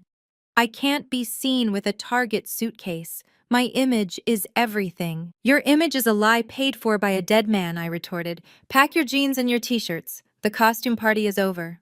I motioned for the guard to stand in the doorway. He began to collect the designer bags, piling them up like evidence. Tanisha collapsed onto the floor, sobbing into her hands, stripped of the only identity she had ever known. I went downstairs to check on Bernice. She was in the kitchen wrapping a set of crystal wine glasses in a dish towel. "Put them back, Bernice," I said, startling her. She dropped a glass. It shattered on the tile, the sound sharp and final. "Those were a wedding gift," she hissed. "From my sister. They were a gift to the couple," I corrected. "And since you spent the last 5 years trying to break that couple up, you don't get to keep the crystal." I pointed to the door. "Your box is waiting in the hall. It contains your coats and your Bible. I suggest you read the parts about greed and theft while you wait for your ride." 30 minutes later, they stood on the porch. Tanisha was dragging a garbage bag full of clothes. Bernice was clutching a cardboard box. They looked small. They looked ordinary. They looked nothing like the royalty they thought they were. I stood in the doorway, the cool air from the house rushing past me. "Leave the keys," I said. Tanisha threw hers into the bushes. Bernice placed hers on the mat with a trembling hand. I watched them walk down the driveway toward the street, their figures receding into the afternoon heat. I didn't feel triumph. I felt a profound, quiet relief. I stepped back inside and closed the heavy oak door. The lock clicked into place with a sound that felt like the final period at the end of a long, painful sentence. The house was silent, and for the first time since I married Marcus, it finally felt like mine. The silence that wrapped around the house was no longer cold or threatening. It was the silence of a blank page that had been scrubbed clean, ready for new words. I stood in the center of the living room, the former battlefield of my in-laws' gaudy parties and endless arguments. The stench of Bernice's cheap gardenia perfume and the sickly sweet odor of Tanisha's vape smoke still lingered in the air like stubborn ghosts. I threw open every window, letting the afternoon breeze sweep through and drag that filth out. It was time for the final ritual to turn this place back into the sanctuary Marcus and I had built. I gathered everything Tanisha had called art into a pile. The gaudy abstract paintings she bought with embezzled restaurant funds, the cheap faux fur rugs she had thrown over my hardwood floors to hide their beauty. I didn't sell them. I didn't donate them. I tossed them all into the stone fire pit in the backyard. The flames roared to life, licking up the symbols of greed and laziness. I stood there watching the plastic melt and the canvas turn to ash, feeling like I was incinerating the bad memories of the past week. Back inside, I popped the lid on a can of cream white paint, the original color Marcus and I had chosen when we first moved in. I dipped the roller into the tray, the sharp, clean smell of fresh chemicals overpowering the musty scent of betrayal. With every decisive stroke, I erased the stains on the walls, the scuffs left by Chad's luggage, and the faint pencil marks Tanisha had made to mark her territory. Each new coat of paint was a reclamation of sovereignty. The walls turned bright, clean, and pure again. I was washing this house clean, inch by inch. My phone buzzed on the table. The screen flashed Arthur Sterling's name. I wiped the sweat from my brow and answered on speaker, keeping my rhythm with the paint roller. Arthur informed me that the legal transfer of the restaurant control was complete and asked what I wanted to do with the surplus capital in the trust. I paused, looking out at the sun-drenched garden. Bernice and her children wanted to use Marcus's money to buy luxury cars and designer bags to cover up the hollowness inside them. They thought money was for consumption. But to me, money was a tool. "Arthur," I said, my voice calm but firm, "I want you to allocate 20% of the restaurant's annual net profit. Establish a scholarship fund in the name of Marcus Jenkins." Arthur hesitated for a moment. "A noble gesture, Mrs. Jenkins. Which university would you like to endow?" "Not a university," I replied. "Wire the money directly to St. Jude's Orphanage on the East Side. Earmark it for textbooks, winter coats, and repairs to the dormitory. That is where I grew up, Arthur. That is where I learned how to survive before I met Marcus. I do not want this money to create more parasites like Chad or Tanisha. I want it to create human beings who know the value of a dollar and the value of a life." The line was silent for a second, and then Arthur's voice came back thick with respect. "I will draft the paperwork immediately. Marcus chose the right person to guard his legacy, madam." I hung up and looked at the pristine white wall in front of me. I had secured justice for my husband. I had punished the greedy, and now I was planting seeds of kindness in the ashes they left behind. That was the sweetest revenge of all, to live a life that was better, more meaningful and brighter than they could ever dream of. The grand reopening banner fluttered in the autumn breeze draped across the freshly painted white facade of the restaurant. Inside, the air was thick with the savory scent of smoked hickory and the hum of happy conversation, a sound that had been absent during the years Chad was skimming off the top. I stood at the host station checking the digital reservation tablet. We were booked solid for 3 weeks. The ghost of bankruptcy that had haunted this place was gone, exorcised by hard work, honest accounting, and the removal of the parasites that had nearly bled it dry.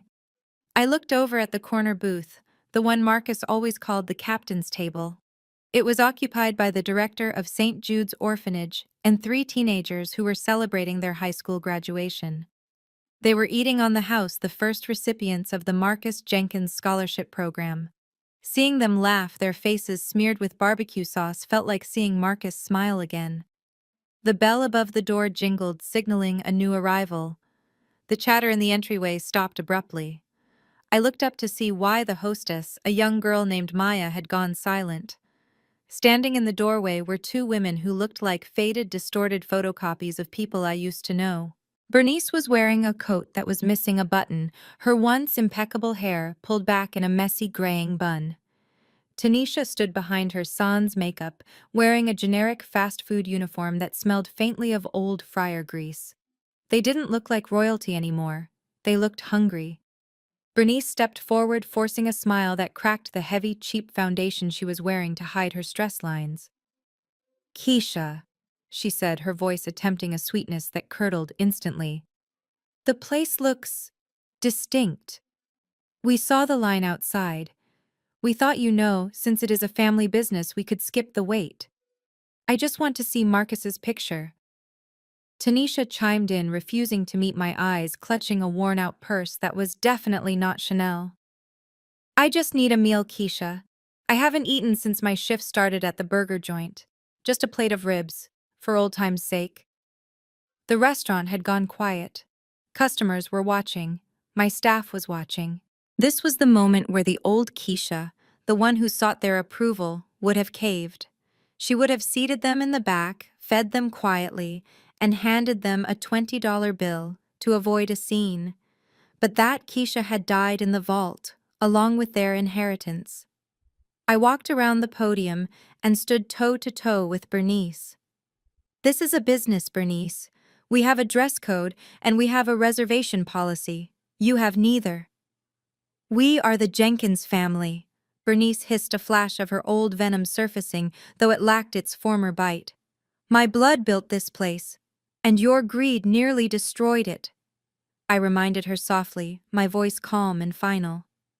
"Chad was sentenced to 8 years yesterday for fraud and extortion. Did you hear the judge called him a predator? I imagine he is missing his family right now. Maybe you should go visit him during visiting hours instead of harassing paying customers." I signaled to the security guard, the same one who had helped them pack their boxes months ago. "Escort these ladies off the property. If they return, file a trespassing order." Bernice opened her mouth to scream, to play the victim one last time, but the fight had left her. She looked at the warm, glowing dining room, a paradise she was barred from entering, and saw the reality of her choices reflected in the faces of the diners, who turned away from her in embarrassment. Tanisha didn't even argue. She just turned and trudged out into the cold, defeated. As the door closed behind them, shutting out the chill, I turned back to the dining room. "Sorry about the draft, everyone," I announced with a smile. "Please enjoy your meal." The room erupted in applause. I walked back to the kitchen, passing the framed photo of Marcus hanging by the pass. I touched the frame lightly. "We did it, baby. The weeds are pulled. The garden is finally growing. And the harvest is all yours." This story serves as a powerful reminder that silence should never be mistaken for weakness. Often it is merely a strategy waiting to strike. Keisha's victory proves that greed is a self-destructive force, blinding those who harbor it until they walk willingly into their own downfall. While the Jenkins family relied on entitlement and manipulation, Keisha utilized patience and forensic truth to reclaim her life. The ultimate lesson is that you cannot build a prosperous future on the foundation of someone else's suffering. True legacy isn't what you inherit, but the character you maintain when the world tries to break you. If you enjoyed this satisfying saga of justice served cold, don't forget to like, subscribe, and hit the notification bell for more stories of retribution.